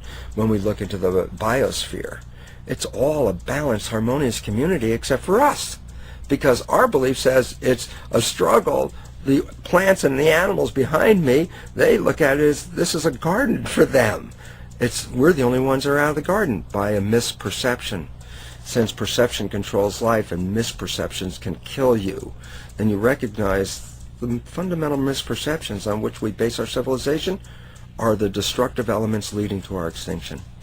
And when the new beliefs come into the public, civilization will take a radical turn and move off into a new situation of thriving and harmony and holism. That's the dimension that we're going to. This is the end of the civilization of the old beliefs and the transition into the new one. Our true consciousness does not exist in our brains or in our bodies. But this illusion of our individual bodies, along with the misinformation of our true origins, has manifested the idea that we all think independently from one another. With this misunderstanding, it would seem impossible to scientifically explain telepathy, clairvoyance, spiritual mediums, and other phenomena dealing with transferring information between sources without physical means of communication. But when you understand that there is a common spiritual bond between all things in the universe, and that we are all part of one divine intelligence, no phenomena is unexplainable. The blank matter within the most basic building blocks of perceivable existence is malleable and molded by intent. This means that consciousness shapes our reality. This seems difficult to accept for most, and it is quite understandable. In modern times, we are taught from an early age how to think rationally and tangibly. This is a very left-brain method of education, and it has more harmful effects than is given credit for. The left brain deals with logic, details, facts, patterns, practicality, science, and math, as the right brain deals with feeling, intuition, symbols, images, risk-taking, philosophy, and religion. With a deliberate push for government-controlled educational curriculums, generation after generation of the youth are being taught to focus only on the facts, figures, and numbers. Repetition is used to train children subconsciously to accept what they're learning. Children aren't rewarded for questioning the validity of the information they receive. They are ridiculed. However, the children who blindly accept the information as true and merely regurgitate the information on command when it is time to take a test, those children go on to become the decision makers in our government, law, medicine, business, and every other occupation with power and prestige. The most detrimental effect of being pushed away from holistic thinking with the full brain into a strictly left brain thought is what is known as the suppression of the feminine. Every male and female have both feminine and masculine qualities. It has nothing to do with man or woman. These are represented by the left and right brain, yin and yang, black and white, light and dark, and most every other duality. Both are vital to our spiritual and physical health. So the intangible parts of our existence, such as emotions, are part of the true reality of higher consciousness. If emotions are part of a realm that we cannot experience with our five senses, then how is it that we are all aware of our emotions? What most people believe to be emotions are not truly the emotion itself. What we are experiencing is the physical manifestation of these emotions. Anger causes disturbance in the psyche, which manifests itself in the ego. These manifestations cause the heart rate to increase, body temperature to rise, and spawn many other physical traits that signify anger. Just as music from the radio is a physical manifestation of an intangible signal, our experience of emotion is the physical manifestation of an intangible signal as well. Ron Sakeley, Department Chairman, Chemistry, University of California, Berkeley, showed that DNA acts as an antenna for cellular upregulation. The primary function they taught us about what DNA is about. It's a receiver and transmitter of photons, light and phonon sound. For what? Cellular upregulation, meaning that their water molecules, the pyramid power around the DNA spiral energizing strands, are taking in the spiritual energy of love vibrations and then sending it out for manifesting, precipitating in a quantum field, the physical matter of the body. These are hertz, frequencies, or cycles per second that the musicians can retune their instruments to play and experiment with. Why? Again, these are the Creator's musical scale, the original solfeggio, buried for 3,000 years in the Bible. So the ancient priests who knew how to levitate the huge stones for the building of the pyramids and the Masonic knowledge that predated ancient Egypt, the ability to have this information, these frequencies, serve the function of creation, destruction, and miracles on behalf of the empowered people who had access to this knowledge. I say that because of this metaphor.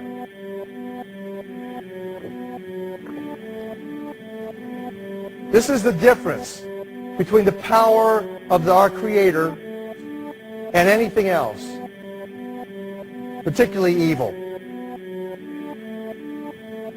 That you can go into a pitch black room full of evil, full of darkness, and light a little candle, and instantly that darkness flees. But you can't do the opposite. You can't go into a well-lit room full of truth and wisdom and righteousness and joy and health and harmony with the universal power. And you can't take any amount of darkness and go into that well-lit room and have any effect whatsoever. That is the metaphor which I frequently think of when I think that I'm not empowered. It is the greatest lesson for me, and I think for everybody else, to know that we're on the winning side and that we win in the end. We have entered a new age in human development in which people are starting to wake up to the realities of life. It is the age of enlightenment, and many ancient cultures have described this era within their teachings. Many years ago, much of the new science would have been ridiculed or considered to be the theories and workings of the occult. However, the ancient knowledge passed on through the mystery schools is simply manifesting itself. Many secret societies and government organizations have suppressed this sacred wisdom to maintain total control over our spirits, bodies, and minds. It is quite unfortunate that many people live with a "if it's not happening to me or affecting me, then I don't care" mentality. These people fail to realize the collective consciousness of existence and distance themselves from the truths that have been hidden from us for centuries. Much blame is placed upon wrongful sources when, as always, the answers to our problems have existed within us all along. It has always been our consciousness that has shaped the course of history, and if we were to all work together to change our ways instead of contributing to a society based on conflict, struggle, and competition, our collective consciousness would manifest itself to change the overall mentality and development of the planet and of ourselves. The world we live in is designed to keep us thinking inside the box, and our way of living is meant to keep us distracted so that we do not care about the effects of control and the damaging effect it has on our minds. In World War II, Nazi scientists discovered a way to limit human potential without the victims knowing about it.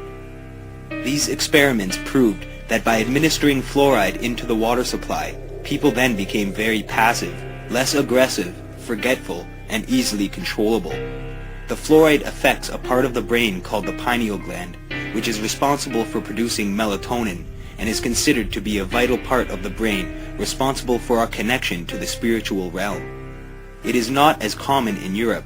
However, fluoride can be found in the drinking water supply of most North American cities and several other countries around the world. It is important that we address the issue of contaminating our food and water supply, because this has a much greater effect on us than one might think imaginable.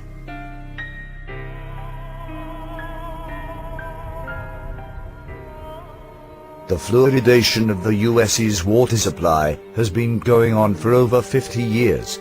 There has never been any testing on what it actually does to the pineal gland of the brain before 1990. Let's take a look at what the pineal gland is and what it does.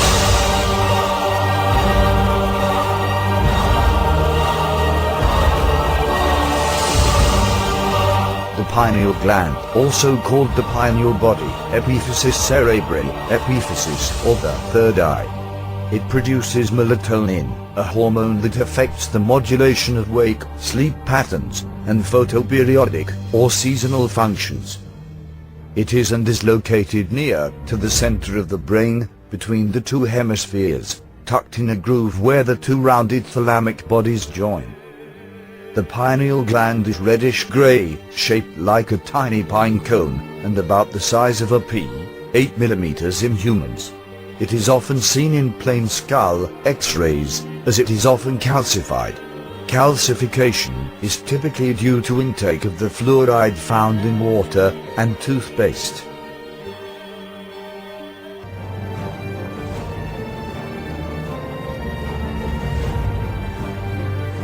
Now we know it is shaped like a pine cone and is the size of a pea, and fluoride calcifies it. Let's go back to where it mentions the third eye and see what that means.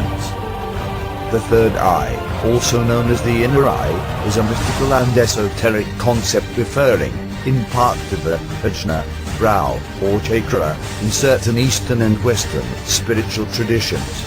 It is also spoken of as the gate that leads within to inner realms and spaces of higher consciousness. In New Age spirituality, the third eye may alternately symbolize a state of enlightenment or the evocation of mental images having deeply personal spiritual or psychological significance. The third eye is often associated with visions, clairvoyance, precognition, and out-of-body experiences, and people who have allegedly developed the capacity to use their third eyes are sometimes known as seers. The true function of this mysterious gland has long been contemplated by philosophers and spiritual adepts. Ancient Greeks believed the pineal gland to be our connection to the realms of thought. Descartes called it the seat of the soul. This gland is activated by light, and it controls the various biorhythms of the body.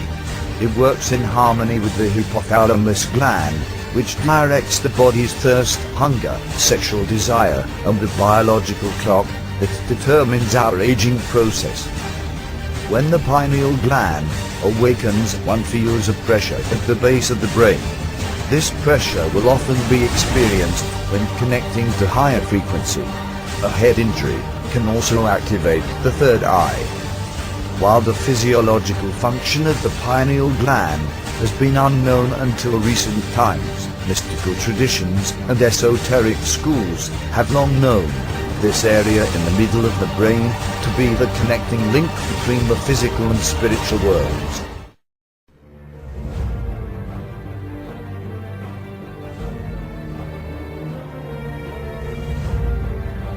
I used to think, just how far down the foxhole do I need to go to find out exactly what it is that is being hid, and what is it they want from us, when all I had to do all along was to look in the other direction, behind my eyes, in the center of my brain, to see it.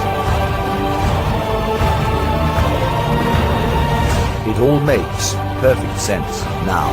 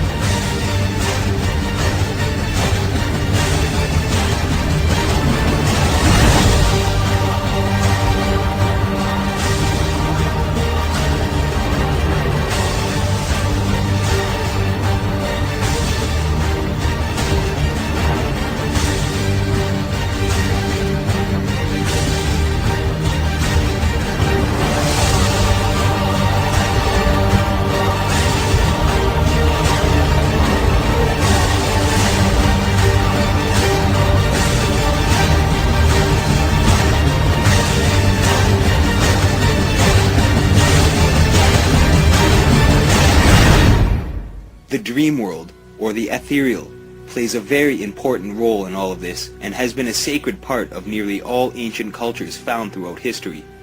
As we discussed earlier, we spend a large portion of our lives sleeping or in altered states, and the rest of the time we are awake in what we consider consciousness. It is to my belief that there are two dimensions of actual reality based upon my research and experiences: the waking world and the ethereal, or the dream world. Our mind and soul are a part of the ethereal, and our body, mind, and soul are a part of the physical world. As we grow older, we become more connected to this dream world, and when our body dies, our memories, experiences, and soul continue in our dream world, and our physical materials join with the cycles of nature that exist on the earth. When we dream, we are experiencing an out-of-body experience, and many ancient cultures realized this and described it in similar detail. Evidence of this seems to exist within the practice of astral projection, where frequencies of the brain are leveled using binaural beats or certain drugs, and an altered dreamlike state of consciousness occurs, where the soul leaves the body to travel, and we are aware of what we are doing and can control the dream. This state of consciousness is not always obtainable, which is why many people do not experience the phenomenon. However, by using binaural beats and other methods, achieving a positive outcome becomes more likely. From my own personal experiences, I have traveled to many places in my dreams, including distant galaxies and planets, and have even been able to learn things or come up with new ideas as a result. Many people have accredited inventions or theories to their dreams, including Albert Einstein, Carl Jung, and Stephen King's novels. The dream world seems limitless. However, it is hard for most people to remember their dreams, and some don't remember any at all. Since we spend much of our lives within the dream state, it is very important that we try to connect to this realm and apply it to our lives while we are awake. By tuning into this other dimension of our existence, it can change who we are as human beings, and as a direct result, have an impact on the world that we live in. Although things like water fluoridation and contaminating foods has a direct effect on our brains and likely our ability to connect with our spiritual side of life, by identifying the problems that exist in our world and then approaching the problem is the only way we are able to make a difference for future generations. Secret societies and ancient teachings have had a keen interest in the study of the occult and the spirit world because they know of the importance of this aspect, and is also one of the reasons there has always been an attempt to control and manipulate the spirit, body, and mind of unwitting people. Governments have been experimenting on people for a very long time, and have long since learned the techniques and methods on how to gain total control of someone. We have entered the new age, an age of realization, and an age of revelations. People are starting to wake up and understand that for centuries we have been ruled by hierarchy, abused, suppressed, and generally disregarded. Many people have used violence to try and break free from this system, or protested to demand change for a better future. Most of these attempts proved unsuccessful, and so we now sit at a pinnacle in human history, where in order to make a positive change on the earth, we must first look within and make a change inside of ourselves, and as a collective entity, we can address the problems that face the human race. Now that we are aware of the matrix of fear that has been put in place to keep us from achieving great potential, we can contribute to the world in a loving and positive reflection. We must approach our world leaders with the knowledge necessary to justify our opposition and demand that we make the changes necessary to create an existence of longevity and continued renewal and purity. The power of light is much greater than the forces of evil, and it's time that we remove the blindfold that has been placed upon us and protect the children of the future from the repeated mistakes and misfortunes that have been allowed to occur for centuries past. This change begins within the individual, within yourself, and within the spirits, bodies, and minds of the entire planet. It's time to stare into the eye of the Illuminati, without fear and with great conviction, and the power of our belief shall overcome this obstacle. I hope that this information has been useful to you all, and a complete puzzle has been formed within your mind. Please share this information and teach our children the important factors in life, for it is in not only our hands, but that of the future generations. We cannot continue to allow this system to determine the fate of our planet, and it's time we wake up to a new world of realization and use our full potential.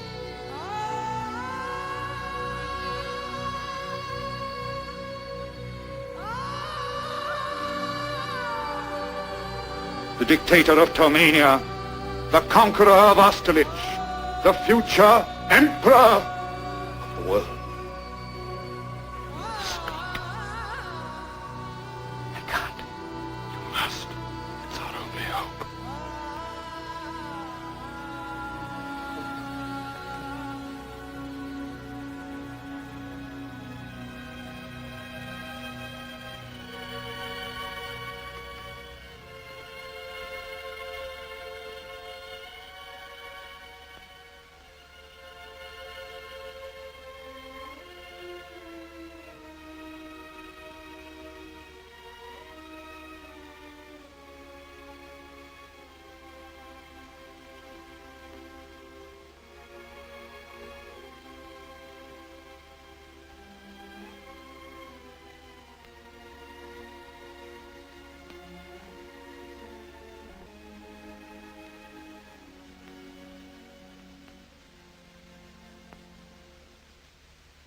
I'm sorry, but I don't want to be an emperor. That's not my business. I don't want to rule or conquer anyone. I should like to help everyone if possible. Jew, Gentile, black man, white. We all want to help one another. Human beings are like that. We want to live by each other's happiness, not by each other's misery. We don't want to hate and despise one another. In this world there's room for everyone, and the good earth is rich and can provide for everyone. The way of life can be free and beautiful, but we have lost the way. Greed has poisoned men's souls, has barricaded the world with hate, has goose-stepped us into misery and bloodshed. We have developed speed, but we have shut ourselves in. Machinery that gives abundance has left us in want. Our knowledge has made us cynical, our cleverness hard and unkind. We think too much and feel too little. More than machinery, we need humanity. More than cleverness, we need kindness and gentleness. Without these qualities, life will be violent, and all will be lost. The aeroplane and the radio have brought us closer together. The very nature of these inventions cries out for the goodness in men, cries out for universal brotherhood, for the unity of us all. Even now, my voice is reaching millions throughout the world, millions of despairing men, women, and little children, victims of a system that makes men torture and imprison innocent people. To those who can hear me, I say, do not despair. The misery that is now upon us is but the passing of greed, the bitterness of men who fear the way of human progress. The hate of men will pass, and dictators die, and the power they took from the people will return to the people, and so long as men die, liberty will never perish. Soldiers, don't give yourselves to brutes, men who despise you, enslave you, who regiment your lives, tell you what to do, what to think, and what to feel, who drill you, diet you, treat you like cattle, use you as cannon fodder. Don't give yourselves to these unnatural men, machine men with machine minds and machine hearts. You are not machines, you are not cattle, you are men. You have the love of humanity in your hearts. You don't hate, only the unloved hate, the unloved and the unnatural. Soldiers, don't fight for slavery, fight for liberty. In the 17th chapter of St. Luke it is written, the kingdom of God is within man, not one man nor a group of men, but in all men, in you. You, the people, have the power to create machines, the power to create happiness. You, the people, have the power to make this life free and beautiful, to make this life a wonderful adventure. Then in the name of democracy, let us use that power. Let us all unite. Let us fight for a new world, a decent world, that will give men a chance to work, that will give youth a future and old age a security. By the promise of these things, brutes have risen to power, but they lie. They do not fulfill that promise. They never will. Dictators free themselves, but they enslave the people. Now let us fight to fulfill that promise. Let us fight to free the world, to do away with national barriers, to do away with greed, with hate and intolerance. Let us fight for a world of reason, a world where science and progress will lead to all men's happiness. Soldiers, in the name of democracy, let us all unite!